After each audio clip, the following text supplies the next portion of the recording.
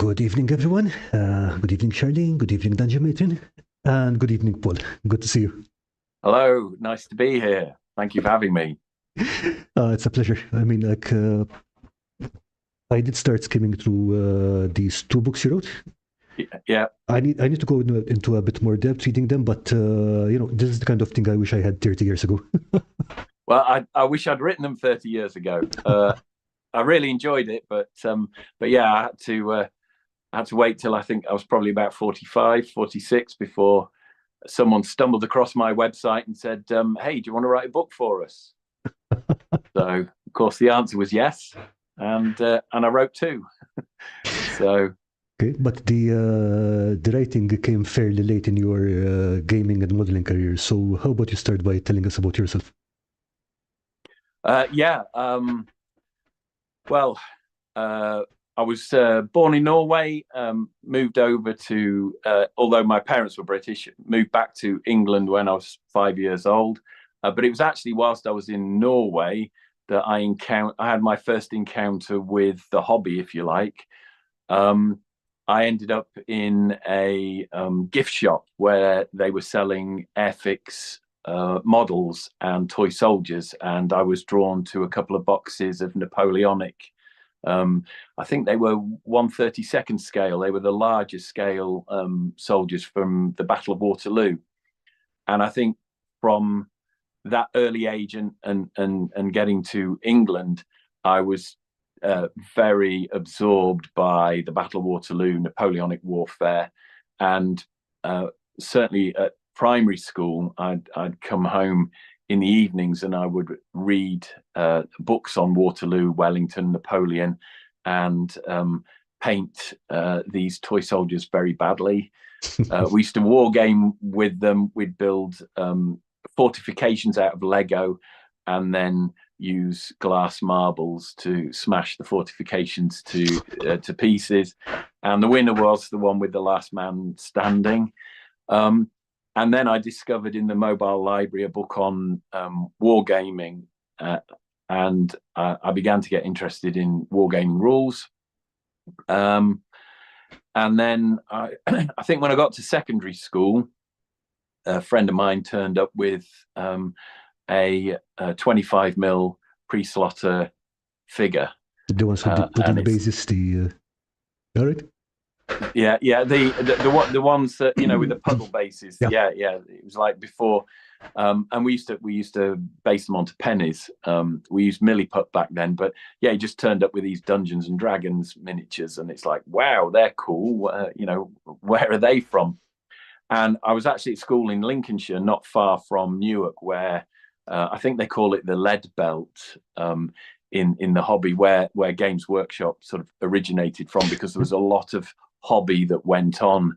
You've got Citadel Miniatures, you've got Games Workshop in that area, and even today, Foundry, War Games Foundry, are still based around there. So I was kind of close to the beating heart of the early Citadel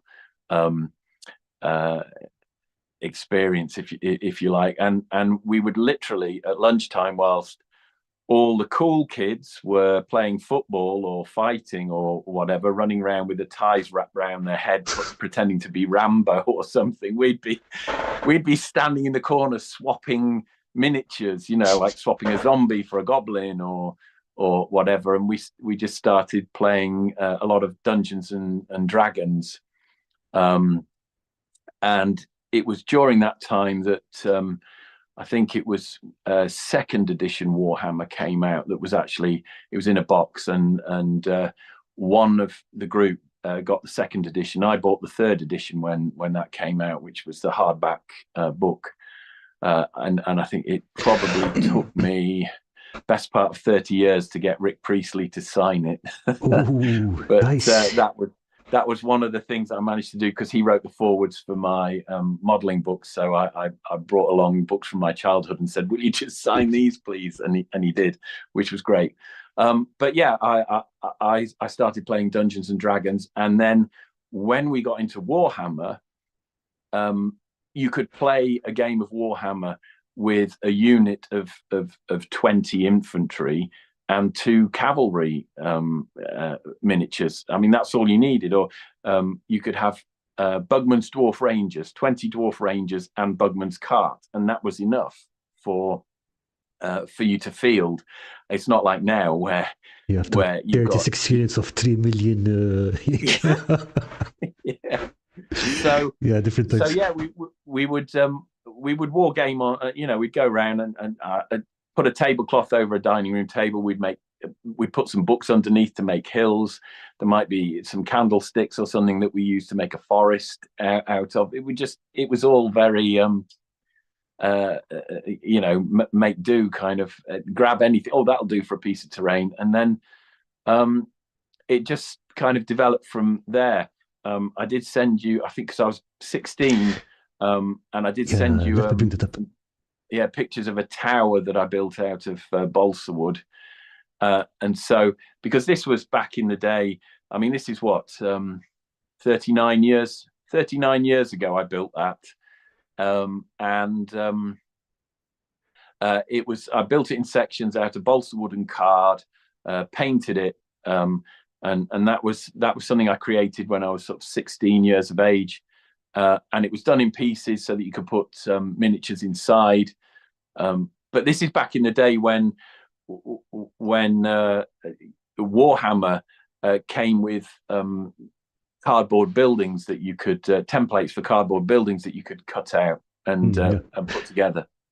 So I do remember those. Those were they're actually pretty good. But I mean, considering it's been that long and it's just cardstock, and this one has held up really well. Yeah. It's I said balsa frame, card details, and then I painted it with I think it was probably Humbrol acrylics,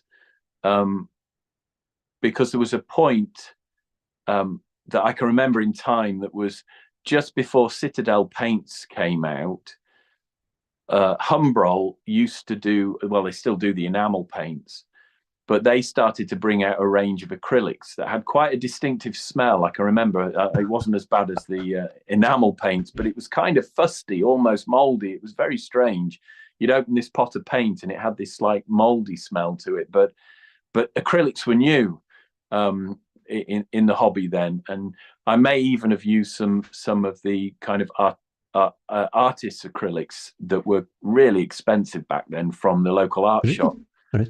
I can remember well. I suppose 16 years of age, you're on the value of money then. Yeah, exactly, pocket money. But I did actually find an old Citadel miniature that was, I suppose, 35, 40 years old. Yeah, 40 years old, something like that. Still in its plastic bag with its little cardboard sleeve across the top, and I think it was 40p. Yeah, so that was for a 25mm white metal miniature was 40p, and it's like now you could be paying £4. So yeah, I mean, if you look at the latest Citadel miniature kits, I mean, it's a single miniature, you get, I don't know, like 20 or 30 quid. It's like, certainly the multi-part plastics. If it's a hero figure or something, then I mean, I think I recently magnetized a Bretonian baron or a duke or whatever. I'm terrible at remembering stuff like that. But there were 2 options for the different riders, but only one Great Pegasus. And I think the model was like £45. And it's like, well, I'm not going to spend £90 on fielding 2 alternate generals. So I just worked out that if I didn't glue the reins to the Pegasus, I could put a magnet in the torso and swap them over, which is what I did. But yes, I mean, some of the prices these days are eye-watering, and I think different things were expensive back then, because obviously I did art at school, and then I went on to do sixth form to do A-level art, and I'd end up going to university to study graphic design. So my biggest outgoing was art materials. So anything that I could kind of use, any crossover there was for stuff I could use in the hobby was great, because it just meant not only did I get to do my college work with all these wonderful paints, but when I'd done my college work, then it's like, oh, great, I can paint this wargaming table now with what's left over. So all my college friends were out drinking beer, but because I'd worked in a nightclub, you know, that was like, yeah, bored with that. That's work. I'll spend my money on art materials and then make these wonderful toys with it, which is kind of what happened. And then I think I wouldn't say I fell out of love with the hobby, but certainly in the mid to late 90s, when I left university and I was looking for a career, then it became more difficult. And I ended up living places where there wasn't a Games Workshop store. I mean, now they're all called Warhammer stores, aren't they? But back then it was Games Workshop that was over the doorway. They were always difficult to get to. So I ended up kind of getting back into Napoleonics for a while. And this time it was with the 1/72nd scale, Airfix and Revell and Eschi and Italieri and all those. And I had thousands of them. I was trying to build every unit that had either fought or turned up at the Waterloo battlefield. I was trying to build it all, and I did actually do quite well, but then I ended up selling it all, which I kind of regretted. But now I'm glad I did, because I've got a shelf full of the Warlord Epic Battles miniatures. So that project is starting all over again, just at a different scale, and with models that fill that need that I have to see, you know, an army amassed across the wargaming table. No, just thinking how large it would be in a 1/72 scale if you had actually completed that.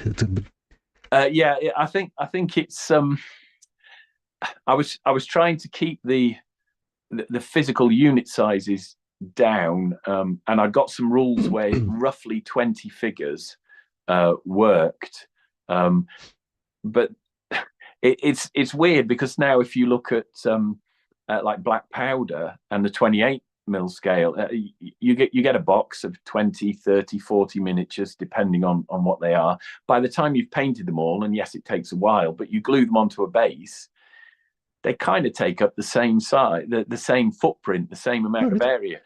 So all that really, all that looks different is just the height of the miniatures. And I guess that's something that maybe, you know, when you're my age, you notice that you've been watching things like this for 40, 50 years, you know, and it's like, yeah, because even with the epic battle stuff, the possibility exists to create a unit that, when it's in line, still has the same frontage in centimeters that a 28mm unit has. So okay, yeah, good. Although the scale is different, and visually it's very impressive to see all these tiny little figures, technically you're still kind of creating the same footprint and working on battlefields that are the same size. And I mean, that's more of a thing with historical than it is with fantasy or 40k or sci-fi or whatever, because obviously the mechanisms are slightly different there, and now that the old world has come out and everything's on a 25 or 30mm base, suddenly everything has a big footprint, and yeah, it's a different kind of visual aesthetic, but also you get all these big monsters with Warhammer. So yeah, to just finish answering your question, by the time it got to the sort of late 90s and early 2000s, I was selling stuff and kind of trying to work out what I wanted to do with my career. I was a commercial fine artist for a while. I had some exhibitions in London, in York. I sold quite a number of paintings. And that was all happening around about the time of my marriage. And then I think by the time I got divorced, I was trying to work out really what I wanted to do with the rest of my life. And that is a question that I still haven't actually found the answer to. But I returned to the hobby that I was passionate about as a teenager. And whilst I was married and basically helping to raise 2 young children, I had time to convert a lot of models. The Nurgle giant with the elephant kind of hat. Yeah, that was something that I sculpted around about that time. I was getting into doing some really heavy conversions on existing models. And it got to the point where I was converting so much of the model that friends started to say, well, why don't you sculpt? Yeah, why don't you try sculpting yourself? The amount of modifications on this, it's like... yeah, it's there's not much left. And I think with the exception of the faces, hands and feet, which are notoriously hard to sculpt. And I think when you're new to converting and sculpting miniatures, those are probably the bits that you tend to avoid. And I was no exception there. It's like, can't get that hand to look right, so you leave it, sort of thing. Those are the hardest parts to do. But I was going to town on everything else. And I actually remember I almost sent you a photograph, but decided not to because it's in a bit of a state of disrepair. But I always loved the old metal Citadel giant, the one with the bushy beard and it's standing. It's like...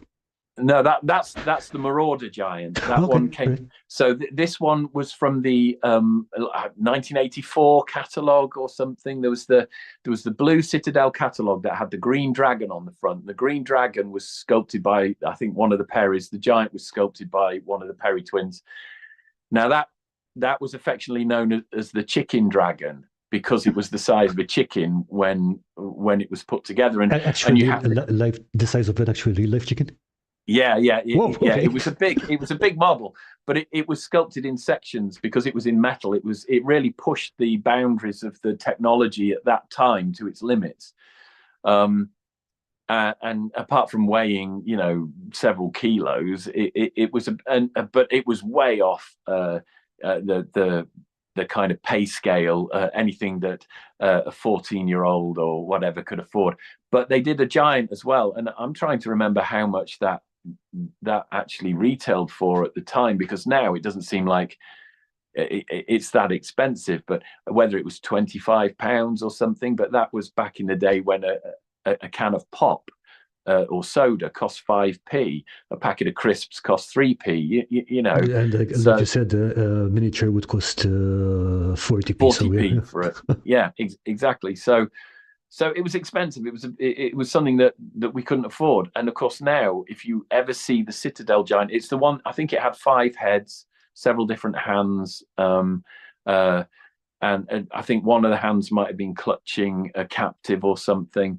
And it was in metal, and it had sort of several bits to the front, several bits to the back. The legs were separate for customization, kind of thing. Yeah. You could. You basically had options, and this is something that the Perrys did, because they did it with the smaller scale ones. I think they were £3.50 each. The giants that had half a dozen different heads you could choose from, but they were supplied randomly, so you'd get a body with a random head and a random weapon, and sometimes you'd end up with 3 or 4 different giants all with the same head. So you had to kind of pick and choose, look through the plastic bag while it was hanging, to pick the one that you wanted. But those were a big influence on me. So there I am, 10, 12, 13, 14 years of age, looking at these models. And so by the time I get to, my mid to late 30s, having gone through a divorce and looking for, some kind of career direction, that was when I tapped back into all that excitement. And as I've mentioned before in my interview with Miniature Realms, that I was also dealing with mental health issues, and that's an ongoing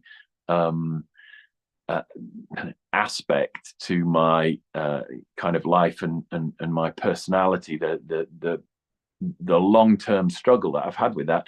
The hobby was a way of just getting some kind of respite or finding pleasure in something when other things weren't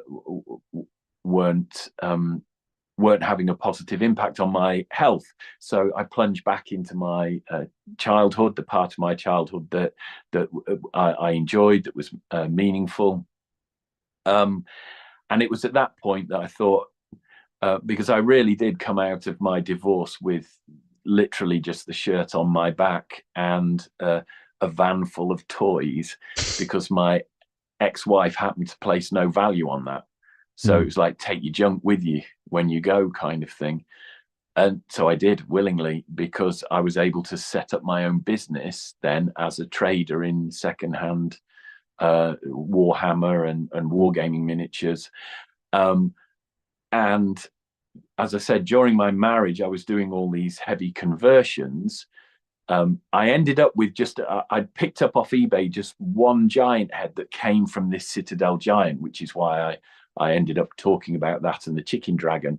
I picked up, I think it cost me £50. I mean, but I just thought, I've got to have it. I have to have, I've since sold it, but my point is, I took that head and I used a bit of milliput to stick it on the top of an armature, and I sculpted a giant's body to go with it. And everyone all my friends were just laughing at me, because I'd turn up at the local Games Workshop store in Hammersmith, and I put this on the gaming table, and they're like, why?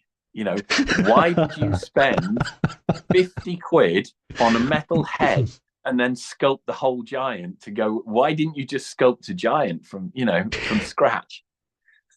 They do have kind of have a point, but I guess it's the sentimental value of the thing. But it was advice that I did take, or a nudge in the. So I ended up breaking the head off the giant that I'd sculpted, and sculpting a new head on it. Now, I still have that giant, but it's in a state of disrepair. So one of the things that I'm hoping to do over the coming months is restore that, because obviously my latest giant has landed on the internet, in social media. You've got some pictures, haven't you, of Baldwin the Pious? Here he comes. And I've been very humbled by how popular that sculpt has turned out to be. And I just basically, again, at the moment, I'm going through a period in my life where my mental health isn't great. And I found myself kind of returning back to sculpting giants. So what I want to do at some point is go back over all the giants that I've sculpted, some of which were never available commercially. They were just things that I did for my own personal enjoyment, and get them all sort of painted and restored. So the first giant that I ever sculpted is on a shelf upstairs waiting for me to repair it, which I intend to do, and then I can put some pictures on the internet.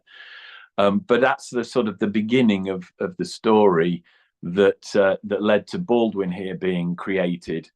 And I sculpted him because I wanted a giant for my Bretonian army, because the old world is back, and that's a period, if you like, in the kind of Warhammer history of certainly the Games Workshop plastics. I really loved the kind of the stuff that was around in the early 2000s. I did have a Bretonian army when they were released.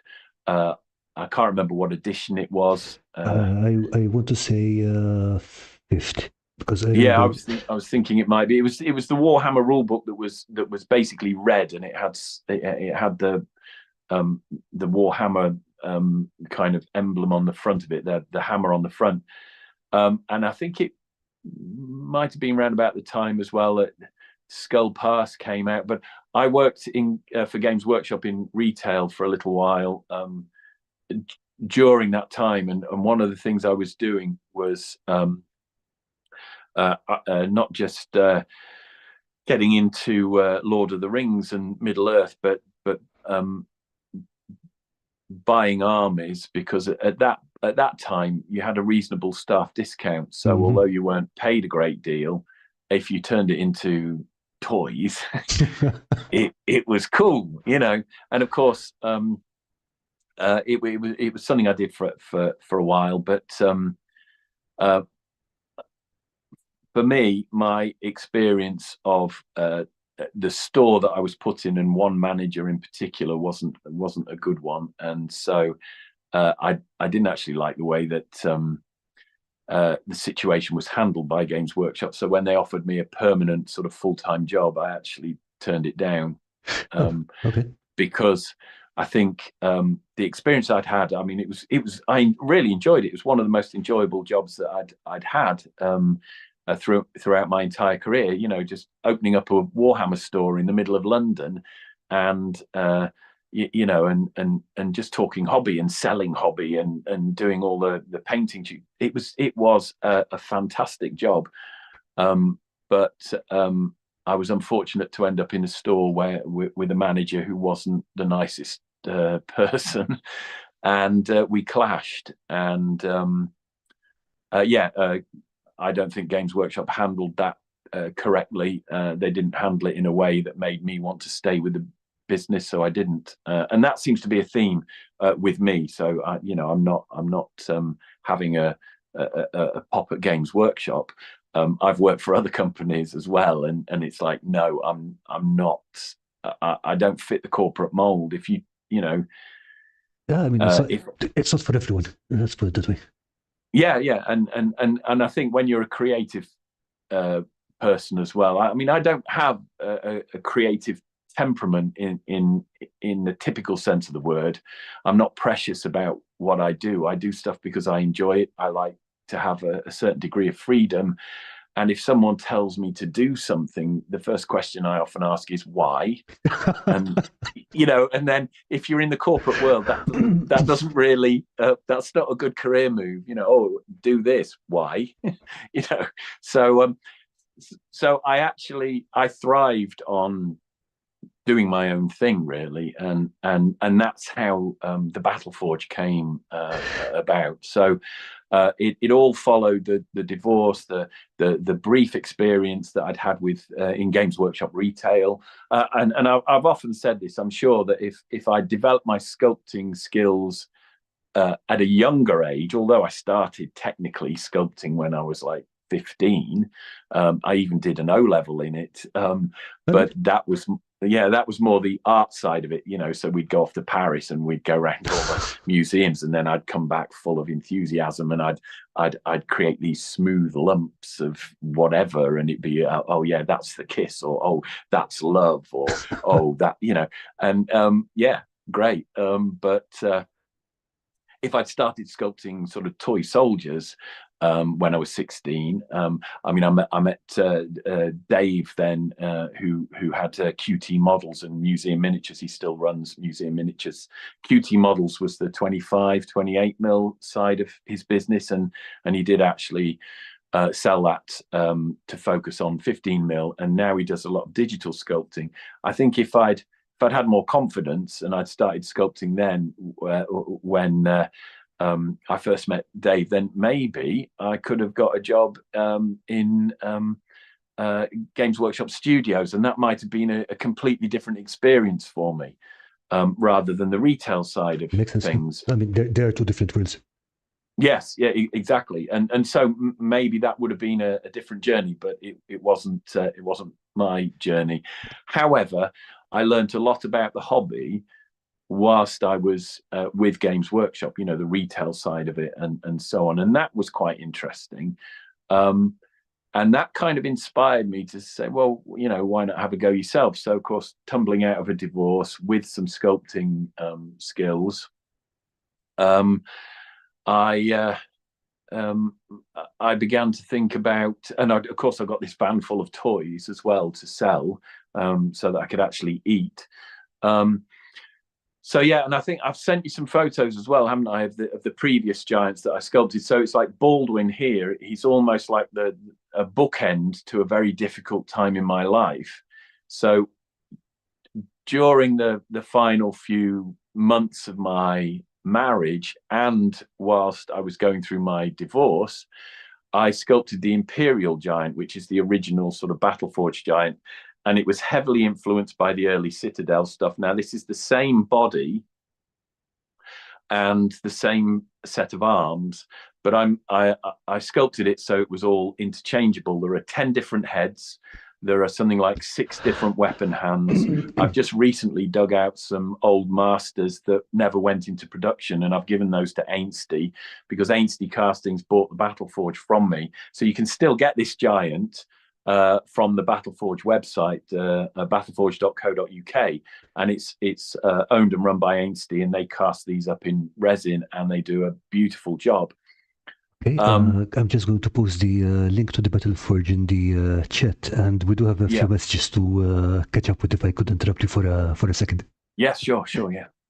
Okay, so first of all, hi to Questboard Terrain, Enhancing Skillcrafter, Loosely Collected, and Scatter Terrain for joining us. Actually, Loosely Collected is the person who suggested that I talk to. So thank you for that. Really? Yeah. Also, Questboard Terrain is saying that, one second, let me bring that up again. She's loving the detail on the ropes and patchwork on Baldwin. And yeah, the texture variety on that one is something I really enjoyed. Thank you, thanks. Okay, and we have a question from Loosely Collected. I've been watching your sculpting videos on YouTube lately. Very informative, and I've enjoyed them a lot. I have a question. I've been wanting to sculpt something ghostly.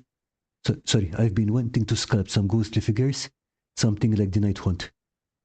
Have you ever sculpted anything similar? And if so, any suggestions on how to start something like that? Yeah, that's interesting. I think. Yeah, I'm thinking, because if you look at the kind of thing that you get, like Games Workshop doing Age of Sigmar, I don't play Age of Sigmar, and I've not really collected the miniatures, but I've always kept an eye out on what they're doing, because some of the plastics now, where you look at spirit hosts and things, they're very intricate and very ornate. But if you're trying to sculpt something in putty, that's very challenging. If you're doing it digitally, I think you've got a lot more freedom. You can create very slender, very delicate, wispy shapes. But if you're trying to sculpt that by hand, you're going to be creating problems for yourself. And also, someone like me who sculpts traditionally, I haven't yet dipped my toe in the digital sculpting arena, not because I don't want to, but because I do a lot of writing as well. So I sit down in front of a computer and I write fiction as well as the modeling books that I've done. So I view creating a story it's a bit like sculpting with words. So the question then is, if I'm going to sit down in front of a computer, why would I sculpt digitally when I'd rather write fiction?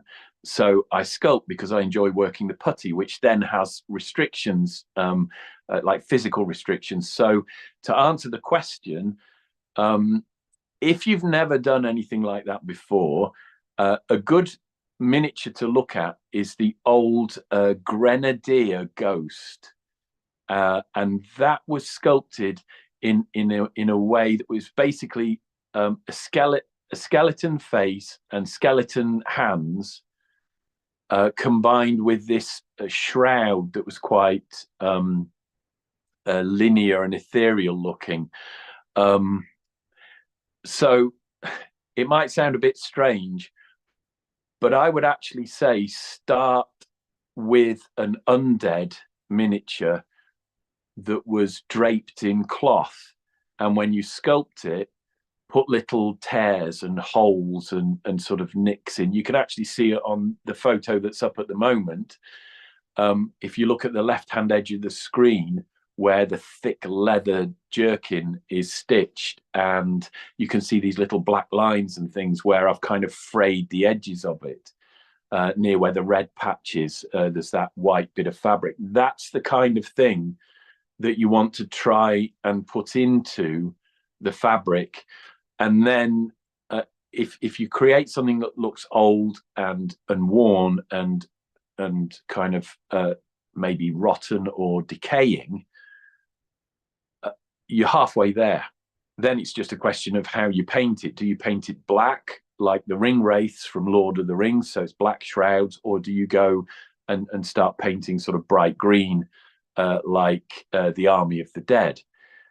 So I would say start with something like that, just so that you get used to sculpting flowing cloth, and then start to experiment with another good example is the air elemental that Raoul Parther did, which was basically the head and shoulders. It looked a bit like a genie in a bottle, but there was no bottle. So head and shoulders of a humanoid, and the torso then was sort of stretched into wisps that swirled round like a twister or a little hurricane. And so if you're trying to create something that looks ethereal, you have to try and imagine how you could make cloud forms or wind from something solid, and then it comes down to how you paint it. So that would be my advice. I did a halfling vampire, but I didn't actually sculpt any ghosts. I did take some of my early halflings that were quite goofy and just paint them in the sort of style of the Army of the Dead. And that works because anyone sort of recognizes that anything green, like fluorescent green on a wargaming table, has got to be ethereal. But you can do it with blue and other colors, but it's kind of become an acceptable treatment now, or genre, if you like, for painting that. So yeah, I did actually sculpt some mummies, which I think are still available on the Battleforge website. I did 9 different mummies wrapped in bandages, so that was the closest I got to actually making a concerted effort with an undead army. But yeah, just start with fabric that's old and worn and decaying, have a go at sculpting shrouds, and then see about adding maybe ethereal sort of wispy bits, if that's helpful. The meantime, I've just been scrolling over these Yeah, pictures, well, and they do have so much character in their faces. Yeah, well, but this is the like I said, the early version of the giant that I did, the Imperial Giant, and I think I sculpted this in sort of 2006, and I was struggling with depression then, and at the time I was wanting to create a giant that was, I mean, it's what, 270 millimeters tall, so it's for a model it was big. At the time that I sculpted it and got it into production, it was the biggest one on the market. It was like 3 times the size volume, so it's like half as tall but twice as wide as the Forge World Giant then, which then went on to become the Bone Grinder Giant when it had a different head sculpted for it. But I wanted to create the biggest giant model on the market, and for a while it was. It was actually the size of an Action Man or a G.I. Joe. toy, if you like. So, but yeah, I was battling with depression at the time, and going through a kind of a crisis is a bit too dramatic, but you know, a difficult period in my life, which is almost being echoed today with some of the things that I'm having to contend with, and it just seemed almost poetic, a little bit odd, but almost poetic, that at a time when I first really struggled with my mental health in ways that I hadn't struggled before. I sculpt the Imperial Giant and I come up with 10 different heads and 6 different weapons and so on. And then you fast forward, what was that, 2006? So 18 years, fast forward 18 years, and I'm struggling again and sculpting Baldwin, who is based around the same pose, because I took some old parts from the giants that you can see on screen there, and they were just early test castings, bits and pieces that were mismold, or hadn't worked properly, or they were just gathering dust, and combined it with some stuff that I'd sculpted in 2016, so eight years ago.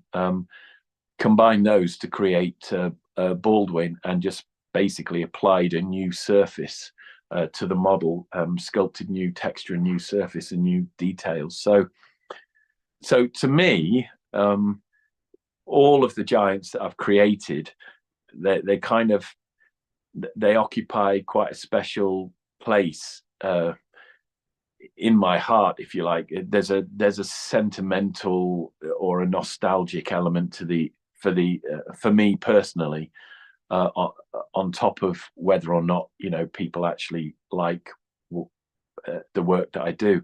I think my sculpting has improved a lot, and that comes down to practice, but also just kind of pushing yourself, because one thing that did strike me when I first created the original Battleforge giant was that I'd look back at models that were important to me, or the work of the Perrys in 1984 and 1985, stuff that I thought was incredible and beautiful. And I'd created a giant that was kind of a bit goofy and a bit quirky and a bit different, but it did hark back to all that kind of pre-slaughter. Models were goofy back then. The production techniques often led to things being sculpted and created in certain kind of ways that perhaps looked a bit quirky at times, and I loved all that. But I began to wonder if I'd created a giant here that would never sell, because I wasn't selling hundreds of them every month. I'd sell half a dozen a year, and I think perhaps they were a bit too niche, maybe. So of course, when I sculpted Baldwin, I was just completely shocked and very humbled by the fact that I could stick a brief reel or video clip up on Instagram, and I think I checked this evening, and there's over 900 likes, something like 907 likes. I'd never had anything like that, and when I posted, when I did a YouTube video, I just built Baldwin. And I think I've done I called him Henri Le Massive, but I'm going to change the name to Henri Le Grand. I don't know if I actually sent you any photos. You did, yes. him. I'm going to jump to that, but I just wanted to mention that I really love the details you put into stuff, like, for example, the shared here, and the torn knee. Yes. That's some really good sculpting around there. Thank you. Love Thanks. that stuff. So yeah, Henri Le Massif, yeah. Yeah. So Henri Le Massive, which I intended. Yeah, I'm going to call him Henri Le Grand, I think, because it kind of just it rolls off the tongue easier. But so he's like Baldwin's best mate, and I sculpted both Baldwin and Henri Le Grand to go with my Bretonians. And I did a video where I'd used them as unit fillers, and I stuck that up on YouTube, and it's had over 10,000 views. and I've never experienced. If anyone's wondering what the dark mark is on his leg there, that's a bit of paint that I splashed on because I was painting Baldwin and he was too close. But basically, again, I get asked a lot about this. The barrels on the base and the feet are grey because I sculpted the feet in 2016 along with the head and the arms, which I've used. The barrels I also sculpted. So anything that you see on there that's grey is something that I've sculpted and was produced in resin. Oh, so, okay. of course, the resin stuff is owned by Ainsley Castings. So the new detail that I put on is all done in green stuff and brown stuff. But it was the same with Baldwin as well. Before I painted him, he had the same sort of composition. So Baldwin is now with Ainsley Castings because Baldwin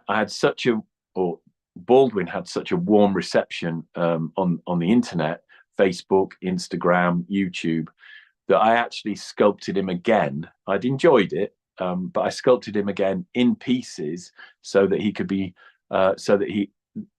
production molds could be made and he could be produced in resin. Now, because of my mental health, I'm not in a position to kind of undertake that kind of project.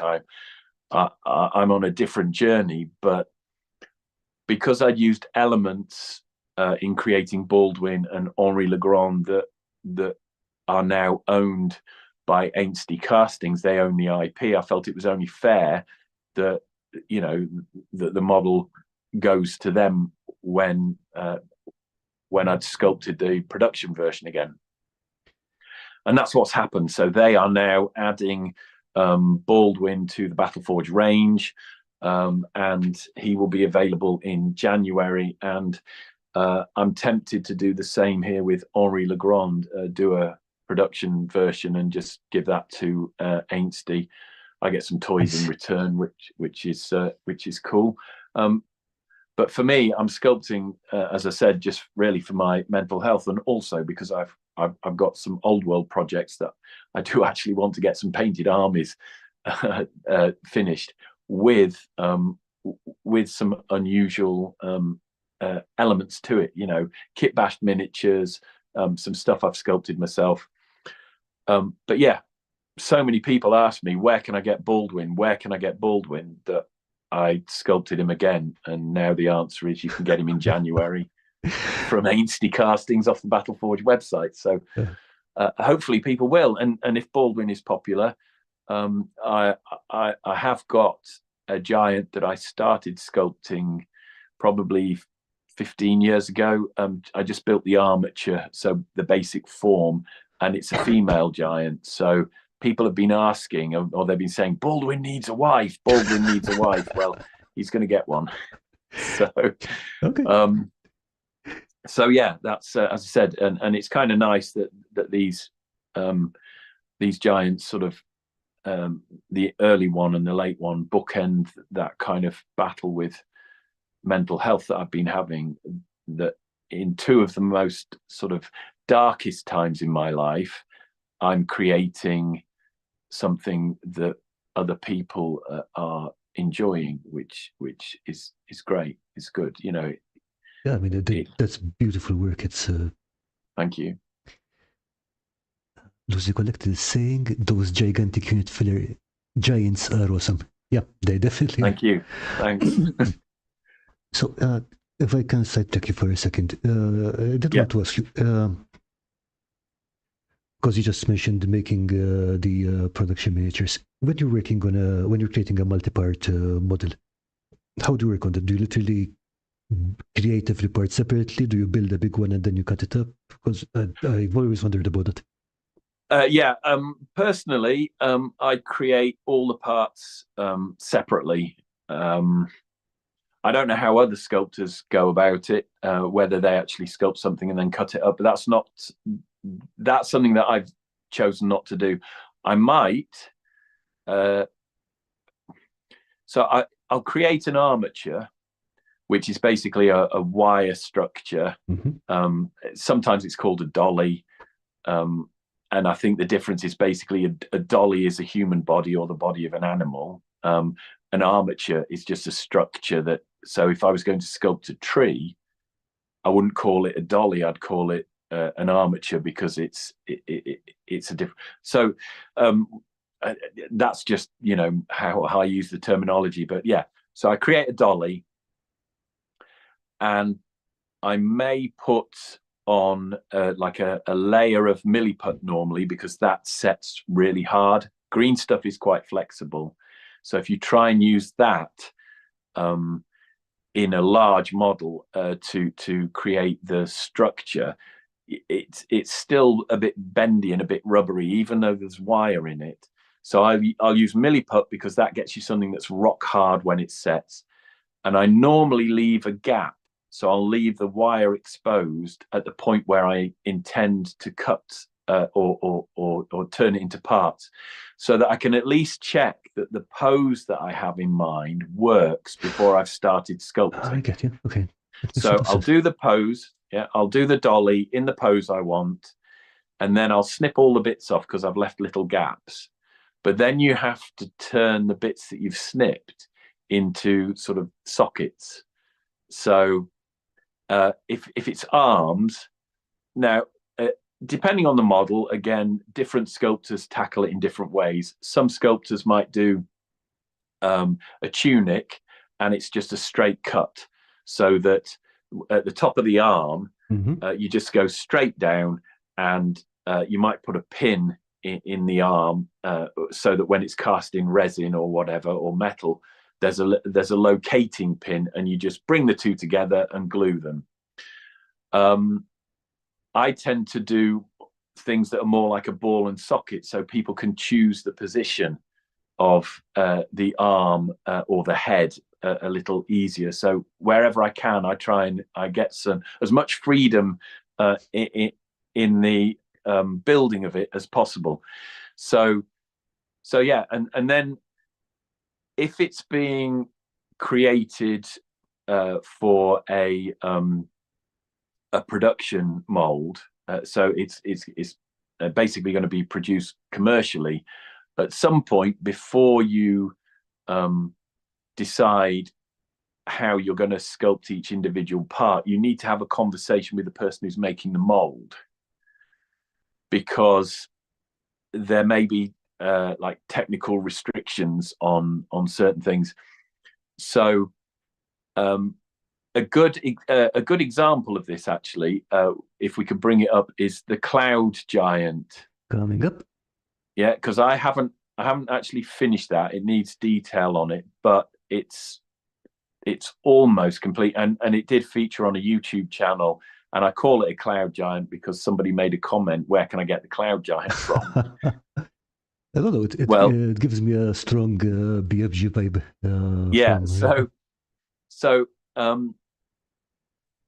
this has been made in sections, and I've used brass rod just as to kind of create pins, so that the arms, you probably won't believe this, but the arms are just held there under their own weight. Oh, okay. So there's a brass rod. So I've drilled a hole in the shoulder, and you can see the join because I've done the fabric. Yeah. Yes. Yeah, I see it. And so I've created that master, so that when you slot the arm on either side, it just hangs there, and it's held in place by its own weight, which is probably a skill in itself, but it's the only way I can think about doing it. Now, if we work up from the feet up, okay. So the feet and the legs and the kind of the pouch just under the belly button, that is all one piece. Mm-hmm. But where you see the stomach joining the top of the trousers, that's a separate piece. Or actually, it might even be up. Yeah, it's further up, just slightly. I'm pointing at my own screen, but can you see the little belt? Yeah, there's a little bandage or something that goes round the stomach. That actually goes under the beard.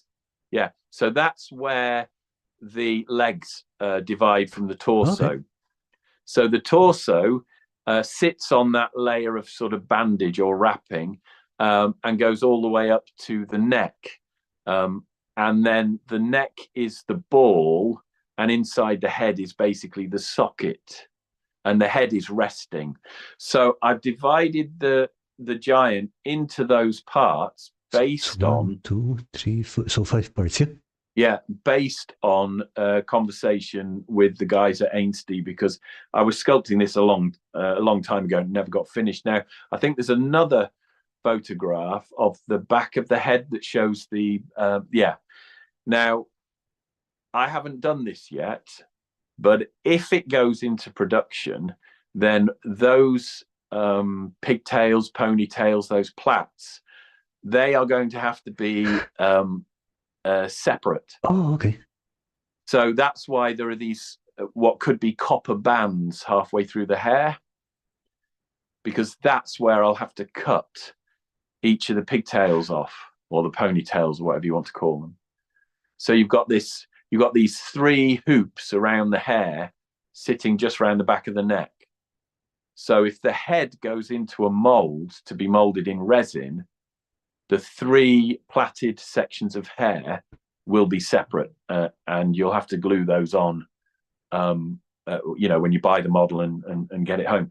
But that's the conversation that I had with Ainsty to say, can you mold this head as one piece? And they went, no, you'd need to take the plaits off, because the beard, if you want to go around to the front again, the beard is quite long. Yeah, the beard is majestic, as Chris Bertrand is saying. Yeah, thank you, thanks. But so the head could be cast or in one mold as one piece with that long beard, as long as the plaits came off the back of the head. And it's all about creating shapes that will fit in rectangular boxes.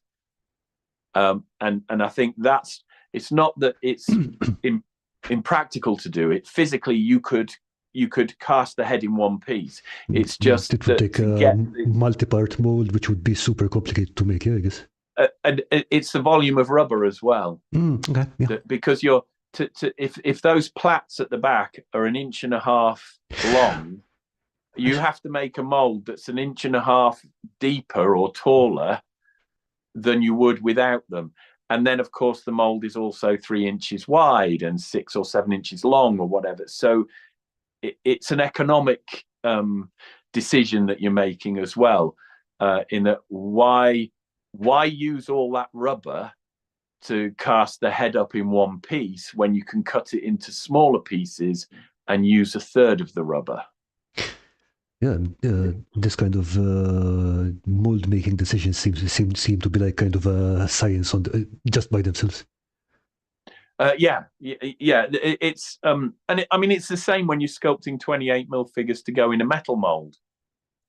You have to have some understanding, and this is why we always get a lot of figures in heroic poses, or if they're walking forwards, then the sword is pointing forward and the shield might be down at their side or slightly behind. So it's all in one line, yeah? Yeah, so that they follow a plane.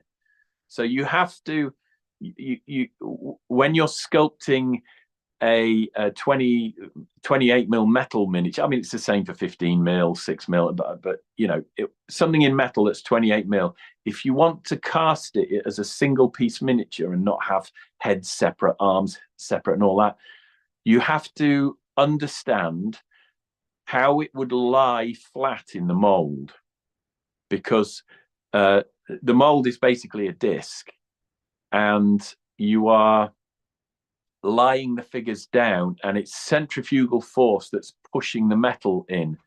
So anything that points backwards ends up being just a cavity of air. Everything has to run in the direction that the metal will flow when it's spinning from the center out. And that's why lots of figures have all these little like breather holes and all these little extra bits which have helped move air out and sort of allow molten metal to flow in. So when you're sculpting a miniature, you have to understand how it's going to settle in the mold and which way the metal will be traveling, and you can't have too many undercuts and things like that. So all the detail has to lead into other bits of detail. And you'll often see a miniature, you know, maybe the arm is pointing forward and the sword is sticking out, and then there's what looks like a rod from the tip of the sword that goes down to the toe. And that is simply to help the metal get to the point of the sword. Otherwise, all your miniatures are running around with butter knives. You know, it's not. Okay, so Hensing Scale is saying, maybe I missed this, but are these figures made for one certain game, or can they be used in various games? The short answer is various games. I might sculpt something because I'm playing a game. For example, Baldwin is a classic example. And even that giant there. I mean, you can see I've included a Games Workshop miniature there. You know, credit where credit's due. That's the fleeing Empire chap that you get with there. I don't know what they call the giants now because they're in Age of Sigmar, but the plastic giant that you used to get. Gargants, I think. I'm not sure. Yes, yeah, because they are now, aren't they? Something like that. I think that plastic miniature there, you could glue him into like a wicker cage and have him hanging from the belt of the giant. Or you could glue him on a base and have him running away. And I've done both because I've got 3 of those plastic giants anyway. But I wanted to show scale, obviously, because this giant is the largest one that I've sculpted. And it isn't finished, so it does need some extra detail around the toenails and what have you. But that could be used in Warhammer the Old World the same way Baldwin could. I sculpted Baldwin to have that kind of medieval vibe of a squire or that kind of Robin Hood type thing, because it fitted with the Bretonian vibe. So I want to, when I field my Bretonians in a friendly game with friends that I have here locally, I want to be able to take giants, bone grinders, whatever, as allies with my Bretonian army. And in a friendly game, you can, otherwise he'd be a unit filler and just an impressive centerpiece. So he can be used in Warhammer, but when I was sculpting originally, like the Imperial giants and stuff like that, I was aware that I think it was Kings of War was just coming out at the time, and you could have a whole army of giants, which is why I went for the ability to customize them or swap heads and all that, because I wanted to get 9 giants onto a wargaming table. At the end of the day, they're 28 mil, but I also try not to put too much detail on there that dictates that scale, so that some of my giants could actually be used with 15 mil. And I also try, yeah, exactly, yes. Why not? Have them stamping on a house instead of a. So, and I'm also, when I create stuff, I also try and kind of lean towards the historical miniatures that are out there as well, so that with Baldwin, although he's on the YouTube videos and everything, I show him with the Bretonians that I've created him to go with, he will actually, and he does actually look pretty cool next to Claymore castings, sort of medieval miniatures. So it's 100 Years War, Cressy, Agincourt, that kind of thing. And I've got a load of Perry plastics and also Fireforge, their Dust Vault range. So I can use rules like Nevermind the Bill Hooks, and I know they've done a fantasy add-on to that, but I can't remember what it's called. Or Dragon Rampant, Lion Rampant, anything like that. And I can create a historical army with miniatures that are maybe 5 or 6 to a base, and still put one of my giants in and turn it into a fantasy army that fights with different rules. So just as a creative, making toys or models and mythical creatures, I want to get the most use out of it. If you want to put him on a round base, Baldwin or whatever, on a round base and use him in Age of Sigmar, there's no reason why you can't. I mean, okay, Games Workshop might not like it because it's not a GW model, but there was a time when they were very embracing of just lots of stuff being used in converting their armies. I think now they're a bit more guarded about their IP, which is understandable. I mean, they're a business, they have to pay wages, make money. So I'm not criticizing them for it, but their focus, it's like, I'm old enough to remember when White Dwarf first came out, it was full of everything and anything. Games Workshop back then were probably more like Warlord games are now, if that makes sense. In that, Warlord are doing bolt action, Judge Dredd, there's all sorts of stuff going on there. Although not so much fantasy. I mean, they have got a few bits and pieces, but it's predominantly historical. But nevertheless, it's eclectic, and it's wonderful to see a company like Warlord Games, just appealing to so many different tastes and different genres. And I remember a time when Games Workshop were like that. Now, okay, they're a bigger company now. Their formula has changed. Their market that they're aiming for has changed. They're a multi-million-dollar company, and I'm not trying to sort of second guess their choices, but they've evolved. So one of the things that I found with Warhammer, the old world, is yes, officially it's all old miniatures, and that's the way it is. But if you join groups, or you kind of get together with your friends and you want to play the old world, then in the comfort of your own club or your own home, you can pretty much use anything that you want. I mean, there's lots of videos on YouTube, and I'm part of that movement, if you like, where we look at what other manufacturers are doing and saying these would make great Bretonians, or check out these from Warlord Games, these 28mm Renaissance, they'd make great Empire. Oh yeah, absolutely. Yeah, so I know I'm kind of waffling a bit, but basically, if I'm sculpting something, I would like it to have the broadest appeal that is possible, and so stick it on a round base, use it in Age of Sigmar, or use it in a role-playing game, Dungeons and Dragons.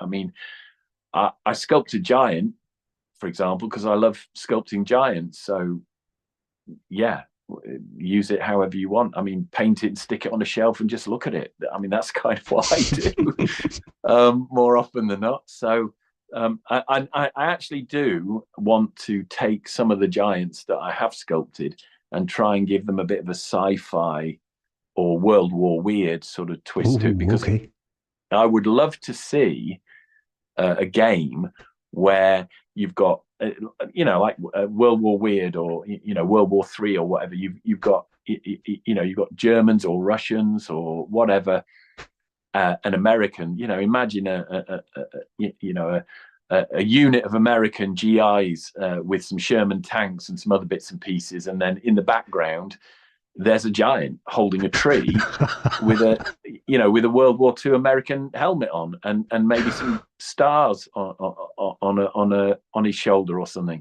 It's like, why not? It's fantasy after all. And I think when you look at games like Silver Bayonets, which is again something that's come out fairly recently in my sort of hobby time scale, I spent my childhood thinking, wouldn't it be great to stick a Napoleonic hat on a giant, or have Napoleonic figures riding mythical beasts?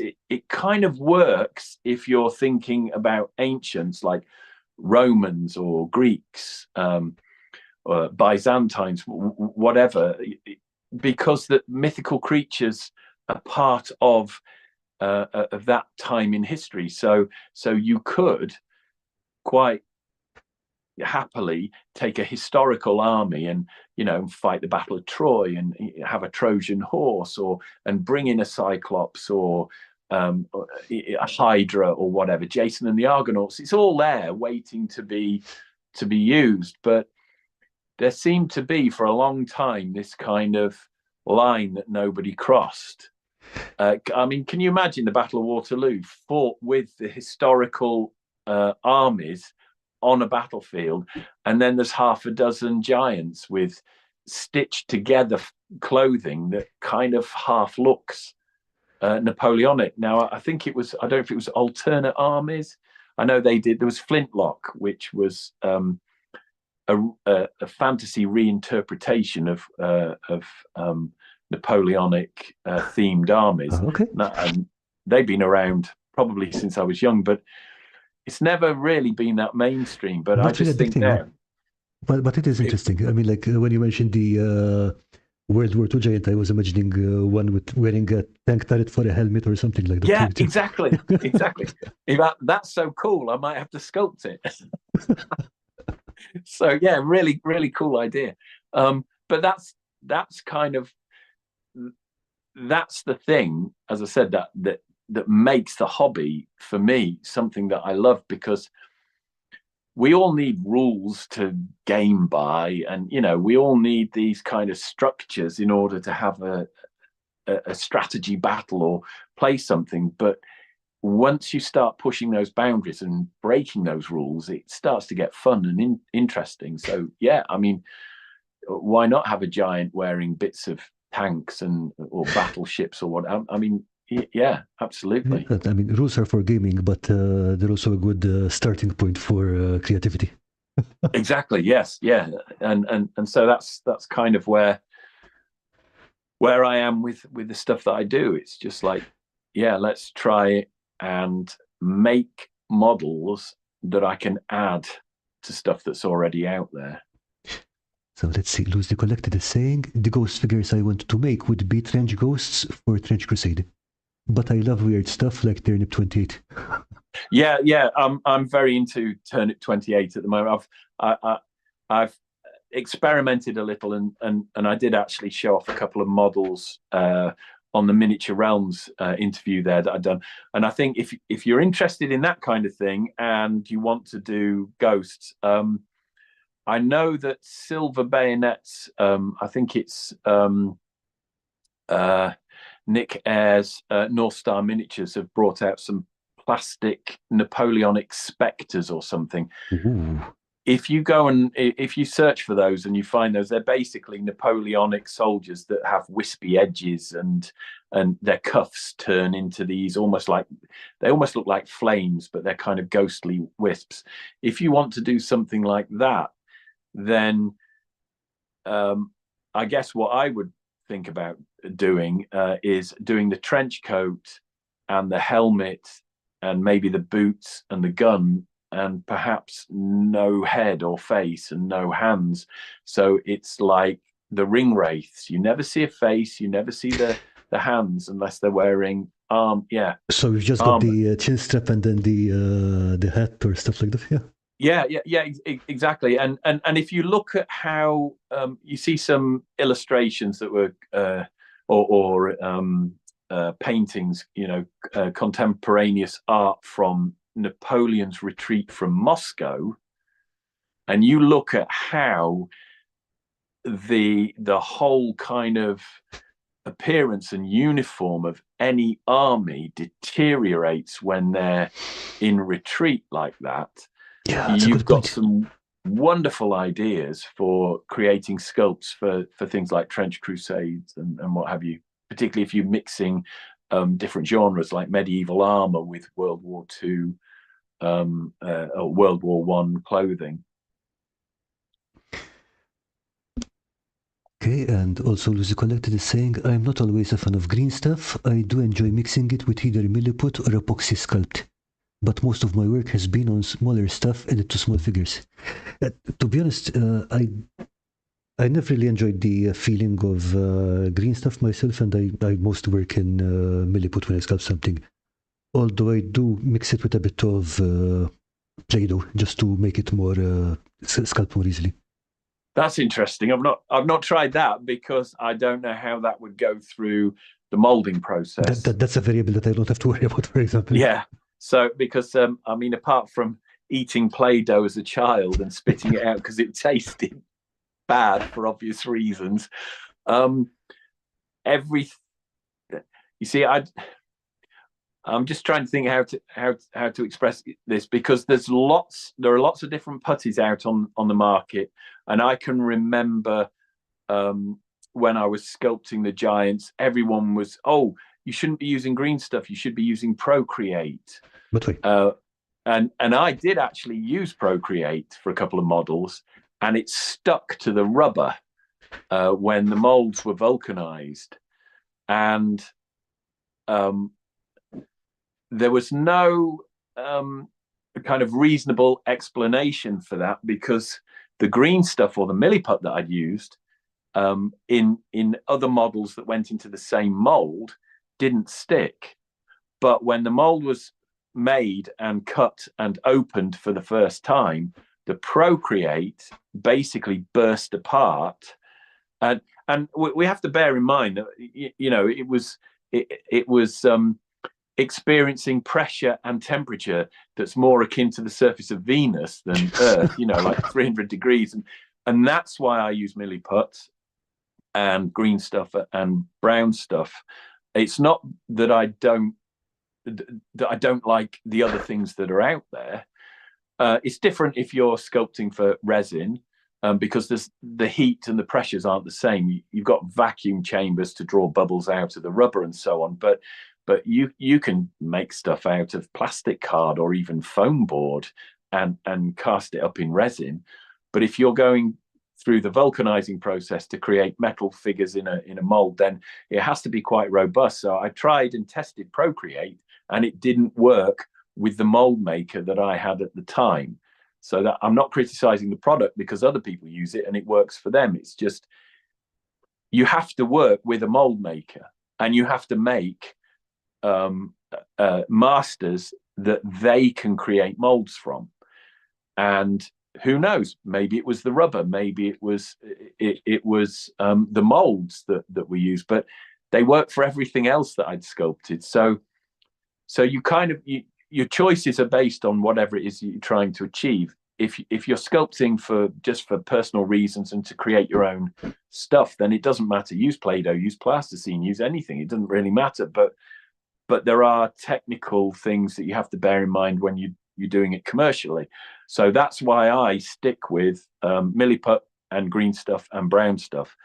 Now, I find milliput on its own quite challenging to work with, because it's like chewing gum. It's a bit sticky. And the other thing that green stuff does on its own is, when you've sculpted something, it then relaxes. How's that? So you can create this beautiful bit of armor, for example, something like a space marine, you know, and you can get all these crisp, hard edges on it, and then you need to leave it to dry before you add any detail. And you go away, you make yourself a cup of tea, you wait half an hour, you come back, and it looks like a gummy bear, because it's just, the green stuff has just relaxed. That's what green stuff does. Okay. Now, brown stuff doesn't relax in the same way, but it doesn't have that kind of plasticky texture either. So when you're working it, it's very difficult to get it as smooth, because it wants to kind of crumble more than green stuff does. And that's why I mix putties now. Milliput is wonderful again for different reasons, because it's like using clay. And if you add water to the surface of milliput, you can actually smooth it to the point where it's so shiny, nothing else will stick to it. It just falls off, because you've got the surface like glass. It's very difficult to do that with green stuff, because it's more rubbery. So yeah, you can look at each individual putty and go, oh, I don't like it because of that, or I love it because of this.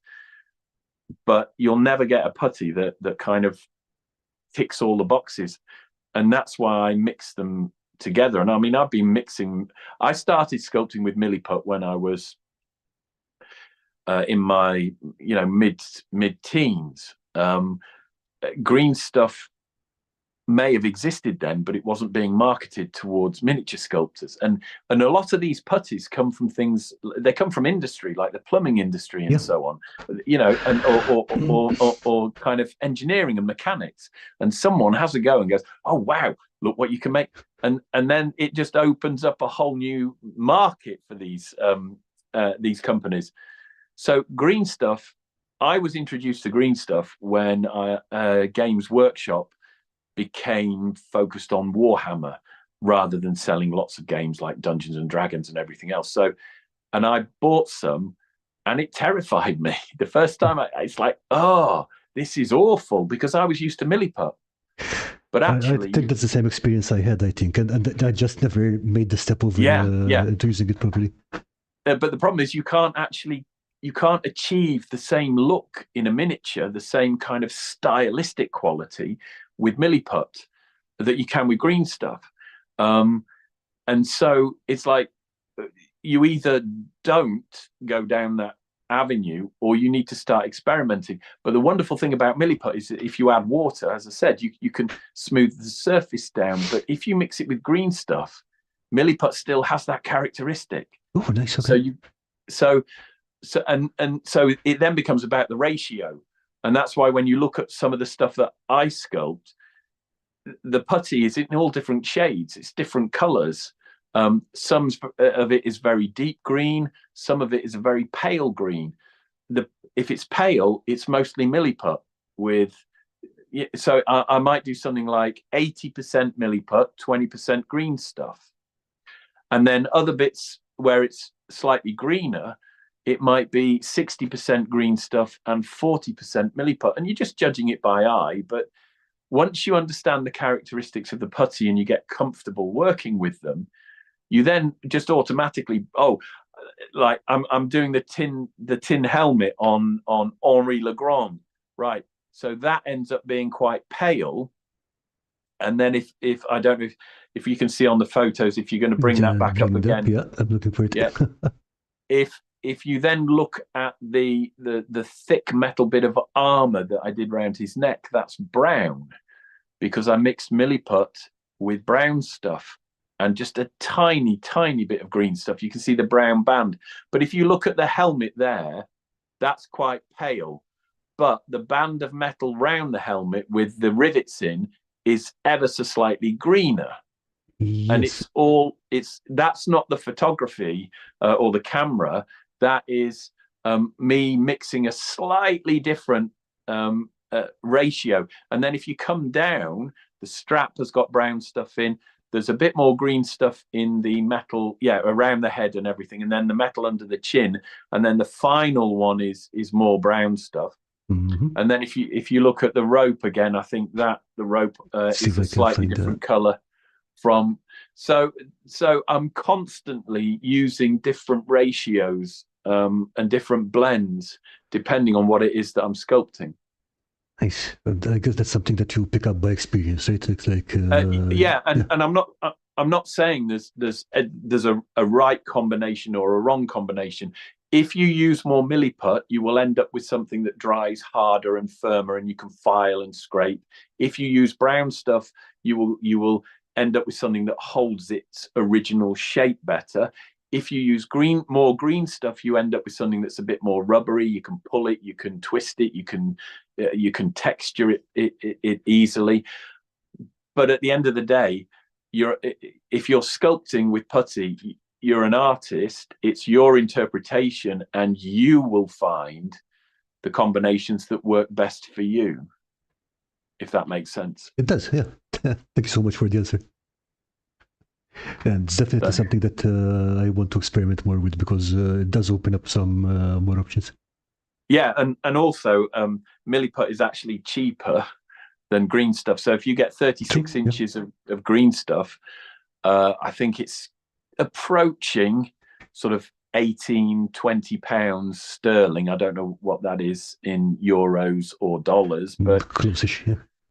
Yeah, it's it's a fair investment. And if I didn't use milliput, which is roughly £3, it might be £2.75 per box. if I didn't use milliput, then I would be using, 150 pounds worth of green stuff on one giant. Yes. But I can use 3 packets of milliput, so that's a tenner, £10, 3 packets of milliput, and maybe 36 inches, a little bit less than. So all in all, and bearing in mind that the giants aren't solid putty, if I wasn't sculpting around a resin, kind of rejected resin part, I would be sculpting over tinfoil and wire. So you pack out the inside of your model with tinfoil, because that will go through the molding process and hold its own. But you cover that with you're only ever adding a skin around the outside of an armature. I see. Okay. So it's not solid, but yeah, if I didn't mix it with milliput, it would cost me a lot more. But I think sculpting something like Baldwin, I look down because he's actually here. Want to bring him up? So yeah, there we are. So you can see how big he is. I'm trying to work out with my camera. Yeah, so he's about the size, I said, of a GI Joe. Now I think that used probably 25 pounds worth of putty, and I was working on top of resin parts. So and if I'd wanted to sculpt him from scratch and he had been solid, then, as I said, it would probably 150 pounds worth of putty. So I'll create a metal armature, I'll pack it with tin foil, I then wrap wire around the tin foil just so the tin foil keeps its shape. Then I put some milliput over the tin foil and try and get a complete seal all the way round. And then when I'm adding the detail, you increase the amount of green stuff or brown stuff that you use for the intricate parts. Okay. So yeah. Yeah, definitely going to need to experiment with that. But if I may jump over to something else, I believe you sent me a picture of one of your first halflings. Oh yes, yeah, Okay, yeah. can I bring that up now? I think that was about 2004 that I sculpted that, and I mean, I look at that now, and it makes me want to cringe. But it's also very tiny. I mean, that's just the tip of your thumb, yeah. Yeah. That's a finger that I've balanced it on. But it took me 4 years to get to of practicing with milliput and practice. So from getting hold of the Citadel Giant's head for 50 quid on eBay and sculpting a giant using the head as a proxy, from that point to this point that we're looking at now, it took me 4 years to reach that point, just with experimenting and sculpting. And I produced some stuff that never saw the light of day. It's expensive, working in putty and getting it wrong, unless you can cut bits off and rework it. But yeah, it took 4 years to get to a point where I produced something like that. And my friends started to say, if you get that cast up, I'll buy it. And they did when I did. And he is actually part of my halfling militia range, which are again, they're goofy, they're quirky, they kind of fit with some of the earlier sort of pre-slaughter miniatures that were out in the 80s. They have sorry, please go on. I was just going to say they have quite a distinctive vibe, but I was trying to sculpt halflings with attitude. Imagine that you met a halfling who had been through a war, and if you threatened him, he'd still want to stab you in the neck, kind of thing. Yeah. Not the kind of cute sort of Frodo and Sam and wishing they were back in the Shire. This is like, you mess with me, I'll cut your ankles. Yeah. So I wanted to create halflings with attitude, which I did, And some of them are a bit goofy, some of them are a bit big, some of them were affectionately called three-quarterlings by people who bought them. And I don't mind. You know, I mean, the thing is, it's like anything in life, it's a journey. Now, I started, you know, sculpting giants and halflings, and they have sold, and they are quite popular, and people who like those models like them for all the same reasons why I wanted to sculpt them. They, you know, they've got more character. I did often wonder if I could paint my halflings green and make them look like goblins, but I never actually did that. But all of the Battleforge early stuff, the Halfling Militia, all of those came from that kind of dark fairy tale place, you know, Brothers Grimm rather than Tolkien, if that kind of makes sense. So, but it took me 4 years to get to that point, and then you should have another one, which is coming up. There you go. Which is how I sculpt halflings now, and that was Friar Tucker, keeper of the recipe book. I should have sent you a photo of the recipe book he's carrying, you know, from behind, but you can see there how my treatment of the feet and the face, it's a lot softer. I learned a lot about sculpting miniatures that would really kind of work with any medieval army there. So this is a halfling cleric, if you like. So it was sculpted to work in D&D, but also I'm actually using him in my Bretonnian Old World army, nice. because of course you've got I can't remember what they call them, but in the command there's actually a monk or a friar or something, and I've just swapped one out for this halfling. And I've also got an Ogre Kingdoms Old World army, and one of the magic items that you can get is a book.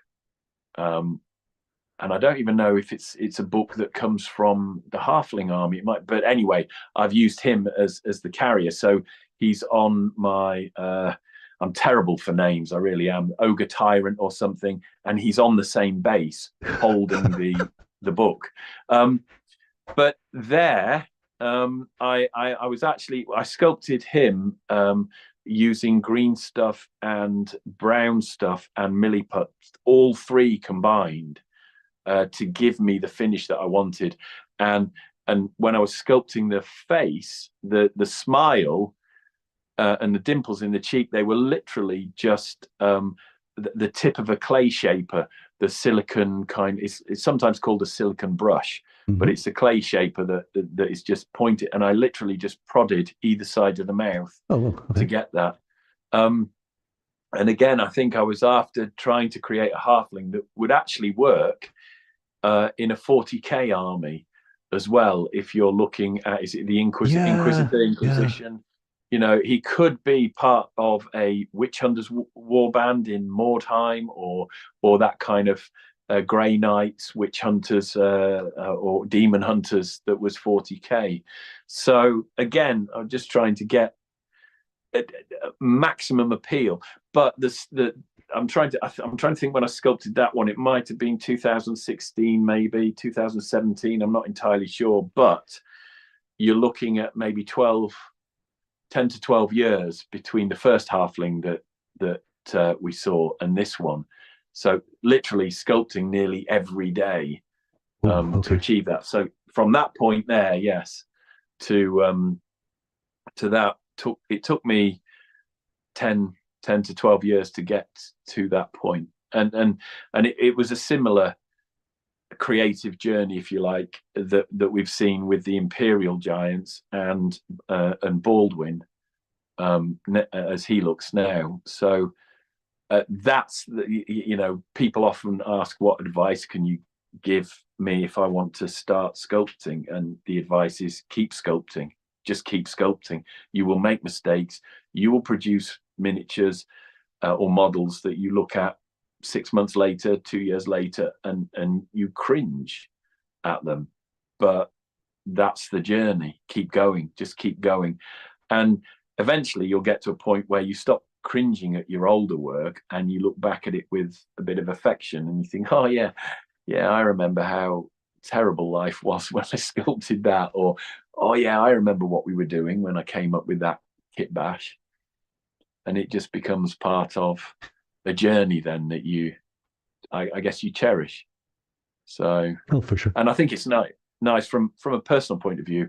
I sold the Battle Forge a while ago because I think it wasn't just that I'd lost my sculpting mojo, but as a creative, and I've found this in a number of different things that I end up doing. You know, I worked in the graphic design industry, and then I worked in web design, and you know, I was art director and creative director in several organizations that I ended up working for. And the more you get into managing and running something, the less creative you can be.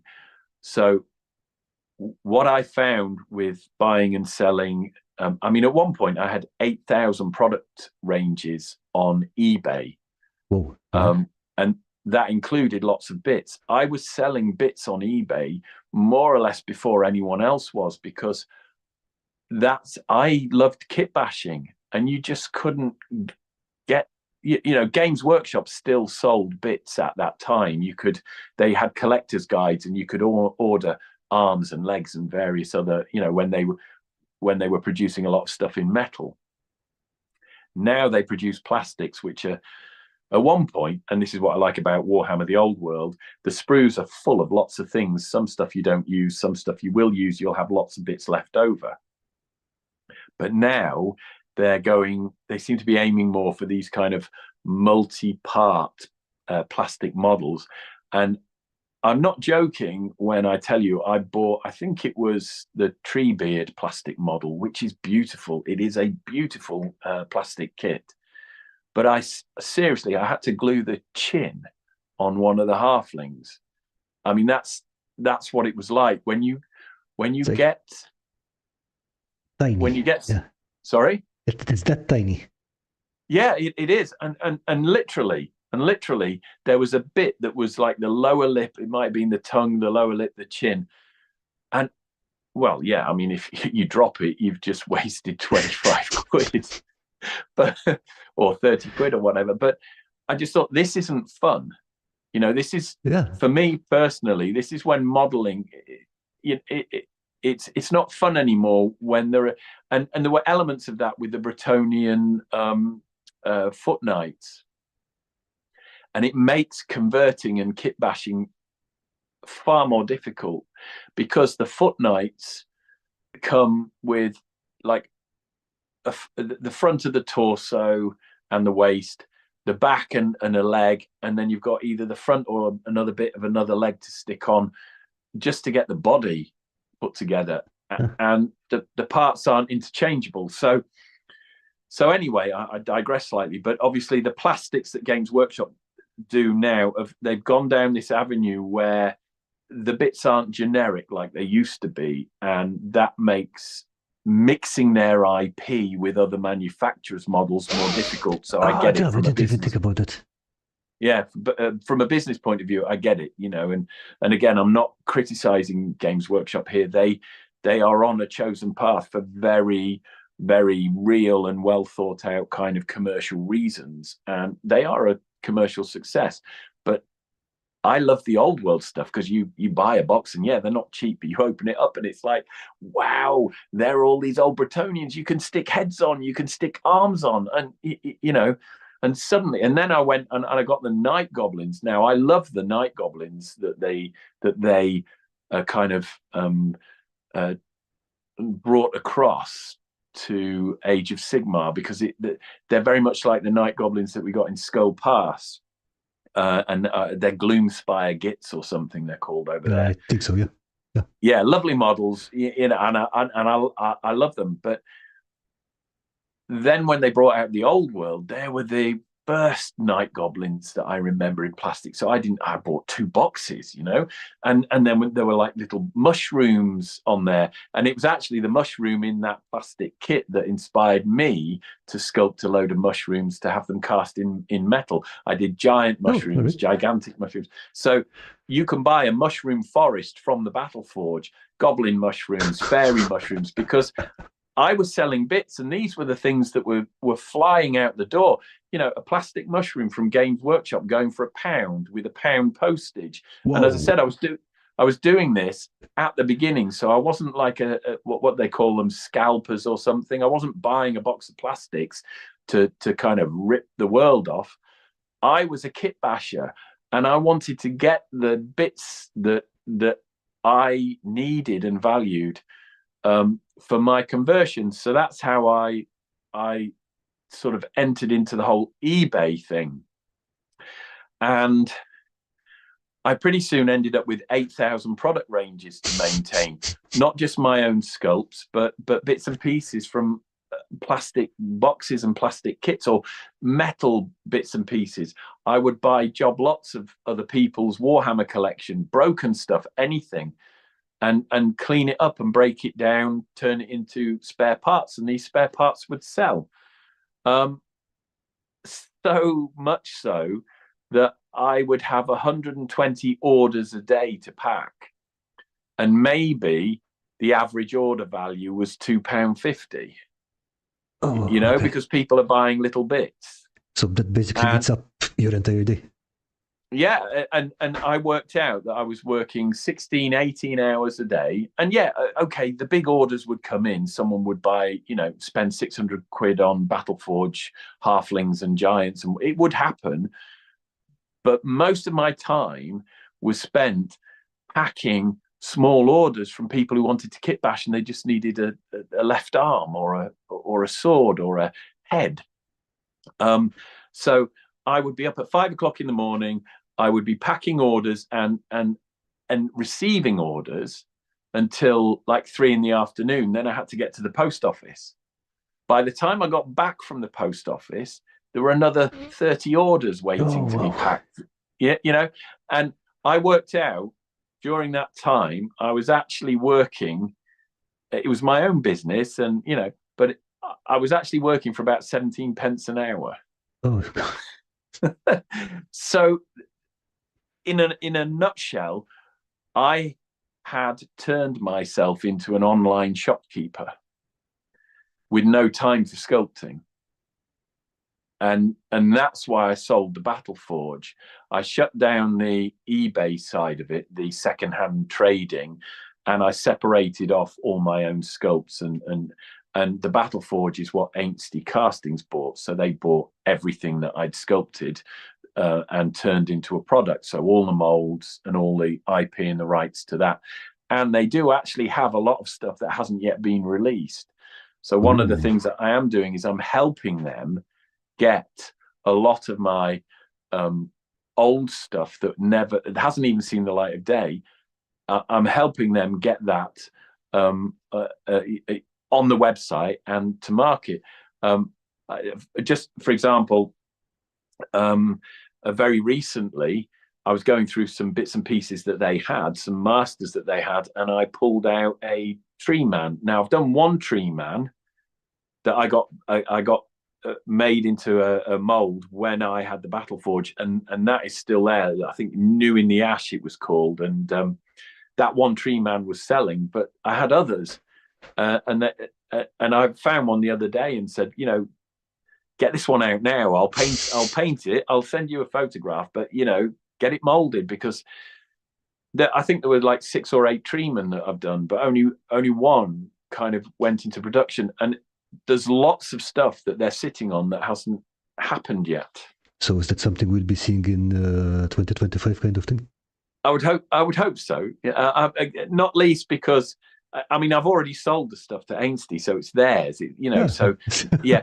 But not least because I'd like copies of it. You know, if they're going to do this tree man, then great, give me 3. I'll paint them and use them, and so yeah, it would be nice to see a lot of what I did create that never made it that far. I mean, I've just given Ainsley recently extra sets of arms and hands for the original Giant, and a shield that was made like a gatehouse door. So, you know, the original Giants, you could have an original Giant with like a gatehouse door as a shield and a sword in one. It just, these things, they just never made it out there. I produced, you know, I'd get a bit when I had the Battle Forge, I'd get a bit of it done, you know, buy the molds, get them cast up, launch the product. But I mean, I've got stuff that was sculpted 10, 15 years ago that never even got painted because I didn't have the time to do it. So the point I'm making is that one of the reasons why I sold the Battle Forge wasn't because I hated sculpting and I didn't want to. I was a shopkeeper. So, you know, Ainsley are a business that are set up to cast and produce products and fulfill orders, and they do it really well. And they're in a position where they can turn the Battle Forge into something that I never could, because if I'm not sculpting, I'm not happy. It's the same with my writing. If I'm not writing fiction, I'm not happy. If I were to write, you know, it's like with the fiction I've written a book that I need to get published. But if I even looked at self-publishing with Amazon just out of curiosity, but the money that, and a friend of mine actually had a book that they were looking at self-publishing. So they were able to go through the kind of the figures and the calculations with me. And I think it worked out. By the time you go down the self-publishing route and you pay for everything and the distribution of the book, as an author, you would have, in this example, got about 20 pence a book. Oh. Well, I spent 4 years writing my first novel. I don't want to then invest some money in it to just get 20 pence a book Absolutely. back. I want I want to be able to publish a book and have it reach people and make the kind of impact that I'd like it to make. It's for people to say, yeah, that was a great story, and for me to go, you know, I can earn a living doing this. And so you constantly, it's like a constant battle. I can make things, but I can't always earn a living out of selling those things. So maybe I need to make stuff and sell it to someone else who can make a living out of, I don't know. But this is why at the moment, in addition to the kind of mental health issues that I have that are preventing me from working right now, because they really do impact on my day, to the point where it limits what I can do. When I do have the energy and the kind of mental space to create something, I can't be worried about the kind of the commercial practicalities of making it a product. It's an entirely separate job that should be handled by entirely separate people. It's It's not an easy job. Yeah, let's put it that way. Exactly, and it does. It takes a lot of skill to market products and run a business, and in the same way that it takes a lot of skill to sculpt miniatures or paint miniatures. I mean, there are. I did earn a lot of money at one point as a commercial figure painter. Really? But yeah, and I think I was doing all sorts of stuff, including like the I think Navoir was a company that did 1 to 3,000 scale ships and aeroplanes and things like that. Heroics and Ross was a sister company of theirs, and I was painting things like the Jutland fleet and things like that, and for clients, and making a lot of money doing it.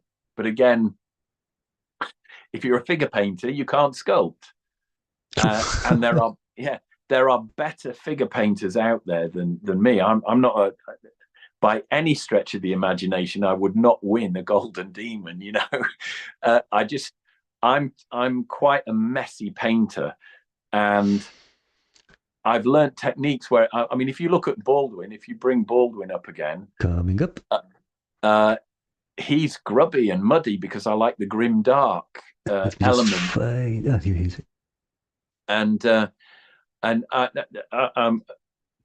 Yeah, I mean, if we zoom in and look at how I've painted him, I've zenithal primed, I've used contrast paints or speed paints to get a variation in tone, and then I've gone in over the top and I've highlighted and I've dappled and streaked. And I mean, I started doing a painting video on Baldwin, but the videos were actually too long. And when you're painting a giant, I mean, basically something like that takes the same amount of time as a unit of 30 foot troops. Oh yeah, for sure. Yeah, so I just had to get on and paint him, partly because I wanted to send you the photos for this interview, but also because now that Ainsley Castings have the production master, they need something to show before Baldwin is cast up in resin and I get one to assemble and paint. Mm-hmm. They still need to be able to show him to say, this is what we're making, this is what we're selling. Makes sense. And you know, so priority was just getting that finished. But if you look, I mean, you can see how grubby his fingers are. His elbows are grubby. There's weathering on the edge of the fabric, and that kind of suits my painting style because I am quite a messy painter. So I have a lot of admiration for these people who they can paint things and almost make them look like they're glowing. You know, someone. Particularly the 40k sci-fi stuff where you've got these plasma guns and there's green on faces. I've done examples of it in my painting and modeling book, but again, my appreciation of being offered that opportunity to write the books comes from the fact that I know, even though I'm dyslexic, I've learned to use language creatively. And I'm also a qualified trainer. I have actually got a qualification in it, so that I have this ability to convey a message to someone. And I've started now kind of doing that with my YouTube channel. You know, I can do something and I can show someone else how to do it. And they can go off and then take that information and develop the process or the concept themselves. So that's kind of the journey that I've been on.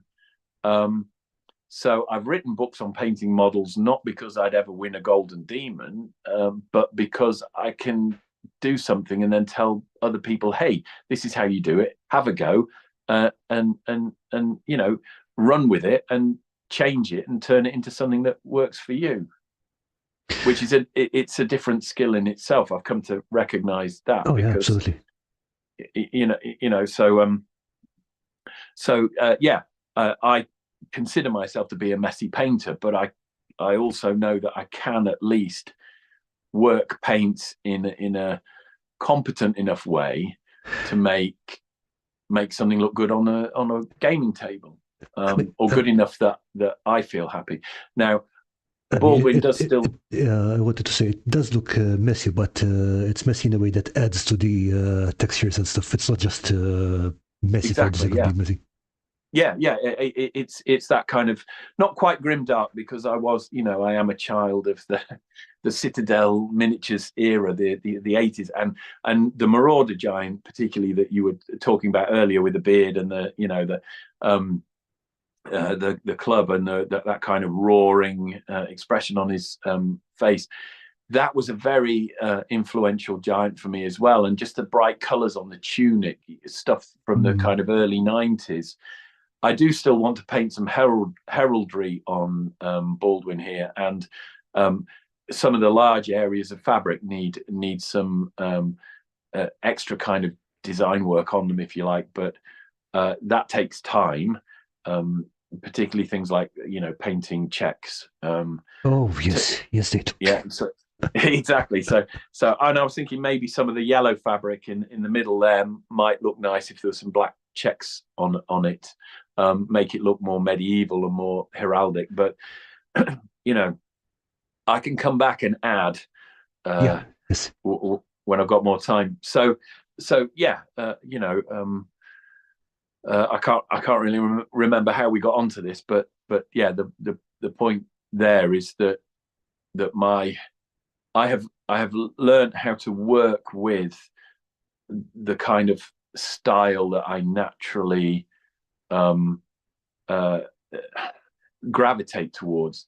I'm not trying to paint a really crisp, fantastic space marine that, as I said, that kind of glows with little electronic kind of gadgetry and color, and because that doesn't suit my style. So work to your strengths is what I'm saying. And something like Turnip 28 is great for a person like me because basically everything's covered in mud.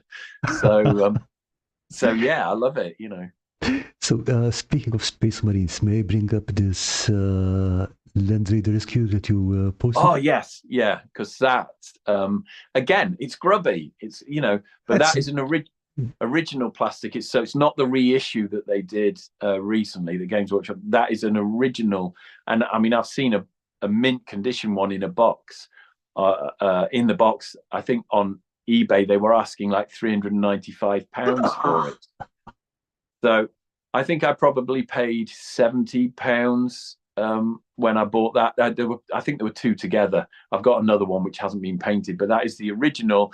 And I stripped it at a time when there was I'd use Dettol now if I was doing it again, but there was a different, I can't remember what it was called, bio something, I can't remember, but they changed the formula at one point and it started melting plastic. But I did strip it. Yeah, I did strip this back. And I added some modern pieces. There's like the searchlight on the front that came with the Lehman Russ, I think, where they reissued it, and you got the commander with the pointy hat. Yeah, and then if you look at the guns on the side, there's a tip of a las cannon, but that's actually the exhaust there that you got your mouse over there. That's the exhaust off the War Walkers or whatever they call them, the you know, the plastic Sentinels or whatever they were. So there's lots of various bits that I'd kind of cobbled together to replace the guns, because of course the sponsons were the things that snapped off and got lost on the early models. Yeah, I was mostly just looking at the rust and the mud here. It looks amazing. Yeah, exactly. And when I did have a Space Marine army, it was Nurgle, because I could do all that. You know, that really does suit my kind of vibe. But this one was it was a rescue project, and it was updated. And did I send you one which had some mouselings with it? Yeah, because I do actually have enough mouselings, and these are Reaper miniatures. So a bit of a play on the Imperial fists. So I was doing a mouseling Imperial cheese twists. So I will at some point complete that army. Excuse me, and I will have a game of 40k with a battle force that is entirely made up of mice and old Land Raider and Rhino models. There's even one with a tiny mouse helmet. yeah, I know, it's so cool. These are Reaper miniatures, and they're in Bones plastic, I think, but they do metal ones as well. So yeah, I love those, but it's a kind of a cheeky little I'm you know, what am I doing? I'm kind of tweaking the nose of 40k and then sort of running away before people shout me down for doing it, you know. So Isaac saying, nice Land Raider. Hi Isaac, good to see you. So yeah, thank you. Yeah, it's but that's the kind of thing. I mean, I am, although I've sculpted mostly fantasy, I'm a real treadhead as well. I did send you some other stuff, didn't I? Yeah, the one I would like to bring up is this one, the Landing Craft, because this is amazing. Thank you. And that is completely scratch built, balsa wood, plastic card, and bits of wire and all sorts. And yeah, I made sure that would accommodate a squad of Cadians, so 20 Cadians, and is that a Chimera? I can't remember what I think it's a Chimera, that one there. And again, you know, lots of weathering and bits of mud and rust and stuff. I see that you even did the welding lines on the. Yeah, that was all done with green stuff and milliput. Oh, wow. So I built the model, and then basically I took one of these small electronic screwdrivers, the one with the flat head, the kind of screwdriver that you might get free in a cracker at Christmas, tiny little one. And I just literally just jabbed across. So you put a little string of, I ought to do a YouTube video on it, shouldn't I? Yeah, you should, yeah. You put a little string of green stuff milliput down where your join is, and then you just literally stab at it, going from left to right or right to left. You just stab at it and create the weld. Yeah. But I'm seeing a lot of stuff here. For example, even the dirt and the stuff patterns on this one. Those tiny numbers, which I hope are transfers. Yeah, again, I used a lot. I buy transfer sheets that you can get from like model shops, particularly ones that specialize in Tamiya models and the more, you know, the more sort of the serious kind of kit builders. And so yeah, I've got lots of, and it might even be that I built aircraft at one point. They've all, those models have all gone now, but I still got the transfer sheets, and so even little things like where it says no step or whatever that you put on aircraft wings. I keep those because I'll create you know, like something for 40k, and then I'll put no step on a wing or a and it just helps. Yeah, give it that extra. Even these details here with the cargo and the little jerrycan on top. Yeah, the bags at the front, I sculpted those very early on when I was having a go at sculpting. They weren't a popular product, but once I started doing conversions, they seemed to fit quite well with this kind of 40k sort of army vibe. And the other thing as well is the cargo netting that's on the cabin there. Oh, is it a sculptor? No, what I actually did was I rolled up some excuse me, I rolled up some netting, the kind of thing you get on either a very loosely woven bandage or the kind of netting that fruit sometimes comes in. If you roll that up, and then I kind of mixed some tea leaves with PVA glue and just daubed it on, and this was a technique that I learned from the kind of friends of mine that were into Tamiya modeling and doing the realistic stuff. So that's all tea leaves, and you just paint it afterwards. But if you want, you often see tanks, and did I send you a picture of some various other things that I believe you did. Let me get them up. Yeah, and there is a chieftain or something. There's a chieftain tank. I think there's just one photograph that. Not sure if it's one of these. Let's see. Or it was just some random, because there was some railway stuff in there as well. Some other things that's it there. The first one there. Now, again, same thing for the camo netting around the gun barrel and stuff. Nice. But one of the techniques that you can employ with that netting is often when vehicles were on campaign, they would use local sort of foliage and bits of grass and things like that. And one of the most realistic things that you can do to add the kind of tufts of grass to camo netting in the way that the military have done in the past is use like human hair. So seriously, yeah. So during lockdown, for example, someone like me who is blessed with hair that grows really thick and gets quite irritating if it gets too long, I would be giving myself a number 2 crew cut during lockdown, and just every now and again I'd gather a few tufts, super glue them onto camo netting, paint them brown and green, and you end up with this amazing looking camouflage, and it's just human hair. Okay. So it's quite an interesting. But that was something I learned. Thought of that. Yeah, that's something I learned from someone who did this kind of modeling far more seriously than I did. But again, that example there, just I went to town on the weathering, and that's really what I enjoy. And in fact, I think in that selection of photographs, there's actually a London Transport steam train. Yeah, well, all the trains, but you see that one there. See this one? London Underground used to have these pannier tankers. Now that was originally a black Bachmann 00 gauge pannier tank that I painted that shade of red or maroon, which is the London Transport. I bought the decals, the transfers for London Transport to transfer that up, and then I did all the smoke and the kind of coal sort of weathering. So the black that you see on the top and down the sides was then added after I painted it red. So I really did go to town on that one again with the weathering.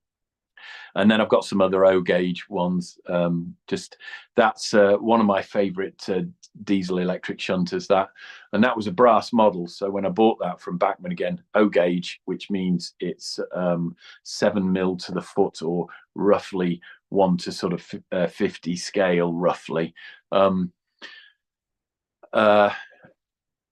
That was a brass model, so I had to prime it and then paint it, add the decals and all the weathering and everything, and the dust and so on, and still keep the wheels clean so that it would actually run on the rails.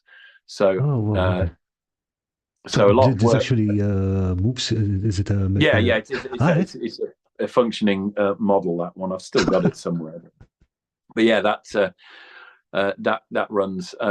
I haven't done any railway modelling for quite some time. I ended up getting a job on the railway for a while, and for some people that becomes the spade. I added the spade on the back of that, and also the windows, the glass in the windows was acetate that. And I think that actually that acetate is the same acetate that that supermarkets, when they sell you a cake, like a birthday cake or something, you often get clear acetate round the edge of the cake to stop it from, collapsing. Yeah. If you take that off carefully and you wash it, you get acetate that you can create glass panels out of. So that's from the side of the cake. And then the spade was actually from a Tamiya accessories kit that I put in the lantern holder on the back of the train. But yeah, a job on the railway kind of ruined my enthusiasm for model rail, and so I've kept those because I like the models, but I don't run a model railway any longer.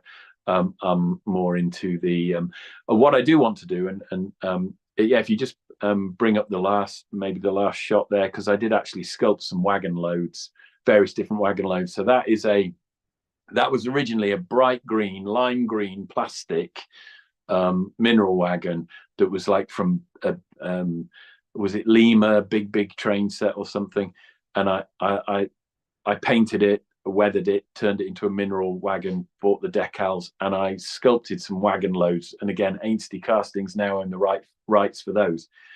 But I always fancied doing some kind of like futuristic railway to put on a Necromunda or a 40k wargaming table. So like there's still some possibilities there that I might come up with something that could bring the railway more into wargaming. You see it sometimes, when you go to these gaming expos or whatever, and they're fighting World War II scenarios in Europe. You'll often get some railway track. Oh yeah, absolutely. Yeah, and I want to bring that into sci-fi and more, and even fantasy. Actually, I mean, a dwarf land train or something. Oh, that would be something to see. Yeah, so there's lots of things that certainly from a sculpting point of view that I'd still be interested in exploring. But that's why I kind of gave you those photos, just to show how that I've learned weathering skills and sort of painting skills from different hobbies and brought them across to what I've done in the sculpting and the kind of the fantasy side of the Battle Forge. Yeah, I mean, no doubt about it, because I did have a look at the weathering chapter on your on your Yeah. book, and it looked like you were having fun writing that. Oh yeah, absolutely, definitely. It is. It's the bit I enjoy most because it's the bit that starts to combine the model that you've painted with the base that you've put it on. And then if you're weathering a whole battalion or a whole army, you get the right colors, the dust and the dirt and everything. It really brings the whole thing together. So you end up with this this really coherent looking army. Oh yeah, absolutely.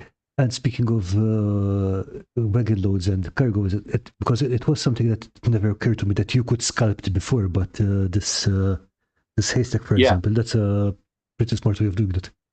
Yeah, well, yes. The haystack on the floor was one that I sculpted originally for the Battle Forge to go on a flat wagon, but never actually got round to creating the wagon. And then when, and that's a painted version of it there. And then when I got into Dead Man's Hand from Great Escape Games, I worked out that actually because the actual sculpt that I did for the haystack, it's hollow. So the inside of it, and again, I feature this on a YouTube channel, the inside of it, I hollowed it out a bit more so it would just fit on top of the plastic wagon that has the seats on and everything in the for the Dead Man's Hand. And then I just added an extra bit of length and sort of depth to the haystack. So now that just slots onto a wagon. And you can lift it off or drop it on and have a hay cart or a regular cart. But as I said, I did that for Dead Man's Hand, but actually that would probably work for quite a few. Pretty much anything. Historical stuff like World War II. Certainly, Germany and Russia. And this is the thing, when we watch a lot of like documentaries and history programs about like the German army and how it was all mechanized and everything, the reality is a lot of it wasn't. They were still using the horse and cart, even in World War II. So, and that's a kind of aspect of wargaming that I find fascinating. Yeah, it's great to have like the latest tech and panzers and what have you going across a wargaming table, but to fight like a modern mobile warfare and still need to bring your supplies up on a sort of horse and cart is kind of fun. And I think it's an aspect of wargaming that perhaps gets overlooked a little because it's not sexy, it's not True. The latest tech is, but But it definitely is one of the fun aspects of wargaming when you can start looking up the history and then bringing it into games. Absolutely, so, yeah. It's just definitely. Maybe not the mass market thing, but it's definitely something that you can always adapt. Yeah, and I think and that's one of the reasons why I enjoy doing the YouTube videos, and I'm still building that up, and there's still lots of stuff that I want to cover, and I'm trying to find, or I'm sort of working out. Videos that are a comfortable length for people to sit and watch. I like the idea of being able to say to people, look, this is what I do. This is how I tackle this sculpting project or this converting a project. And it gives people something to start from, something to go where they can then go off and create something that is too niche for a lot of the manufacturers to bother with. So you can start adding these interesting elements in because you've sculpted it yourself or you've converted it yourself. So would you mind if we take about a 2-minute break? No, that's fine. Yeah. Okay. Fine. Okay, I'll be right back then. Sorry about that. All right. Okay.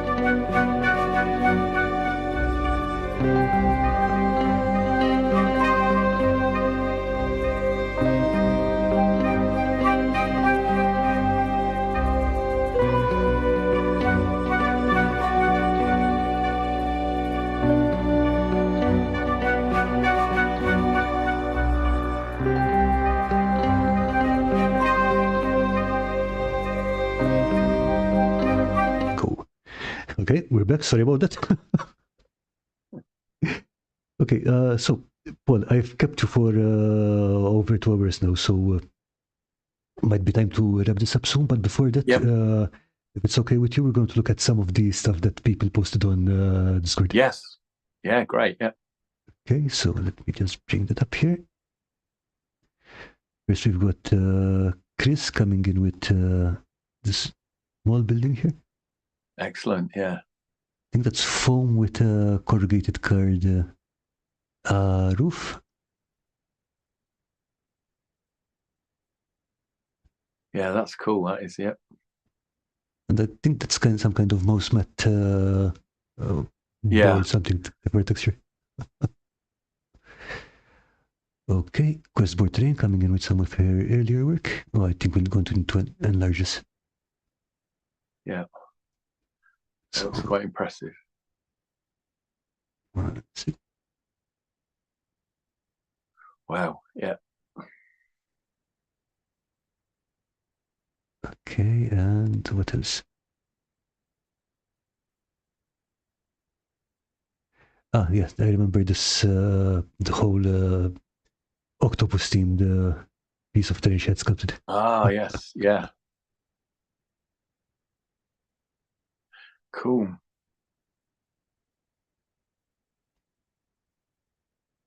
Okay, yeah.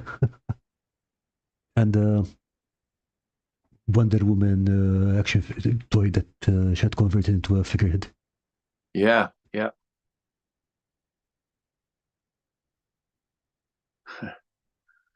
Okay, let's see. That's clever. That. Yeah. Okay, and we've got some pictures from loosely collected, which you can bring up here, I think. Oh, gigantic elephant beasting. Yeah. I was going to say that looks like a war mammoth or something.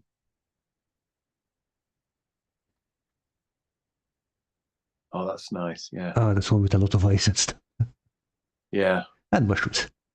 I was going to say that's very turnip 28. That. Yeah. Yeah, I think that's what he Wonderful. what I made it Yeah. for.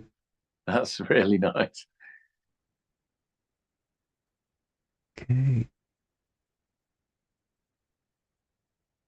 Okay, let's bring this up on here.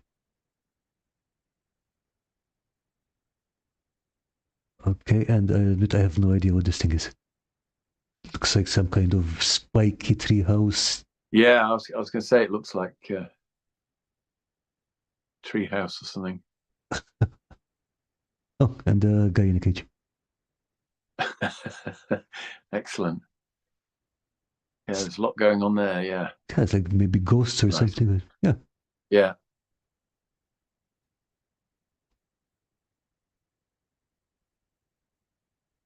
Yeah. Lots going on there. And I think this is more Turnip 28 stuff. Yeah. Yeah. Wonderful.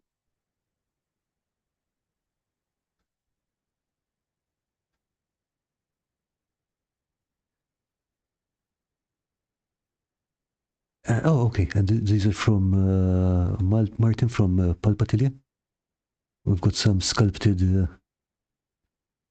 I think these are to go into his terrain pieces.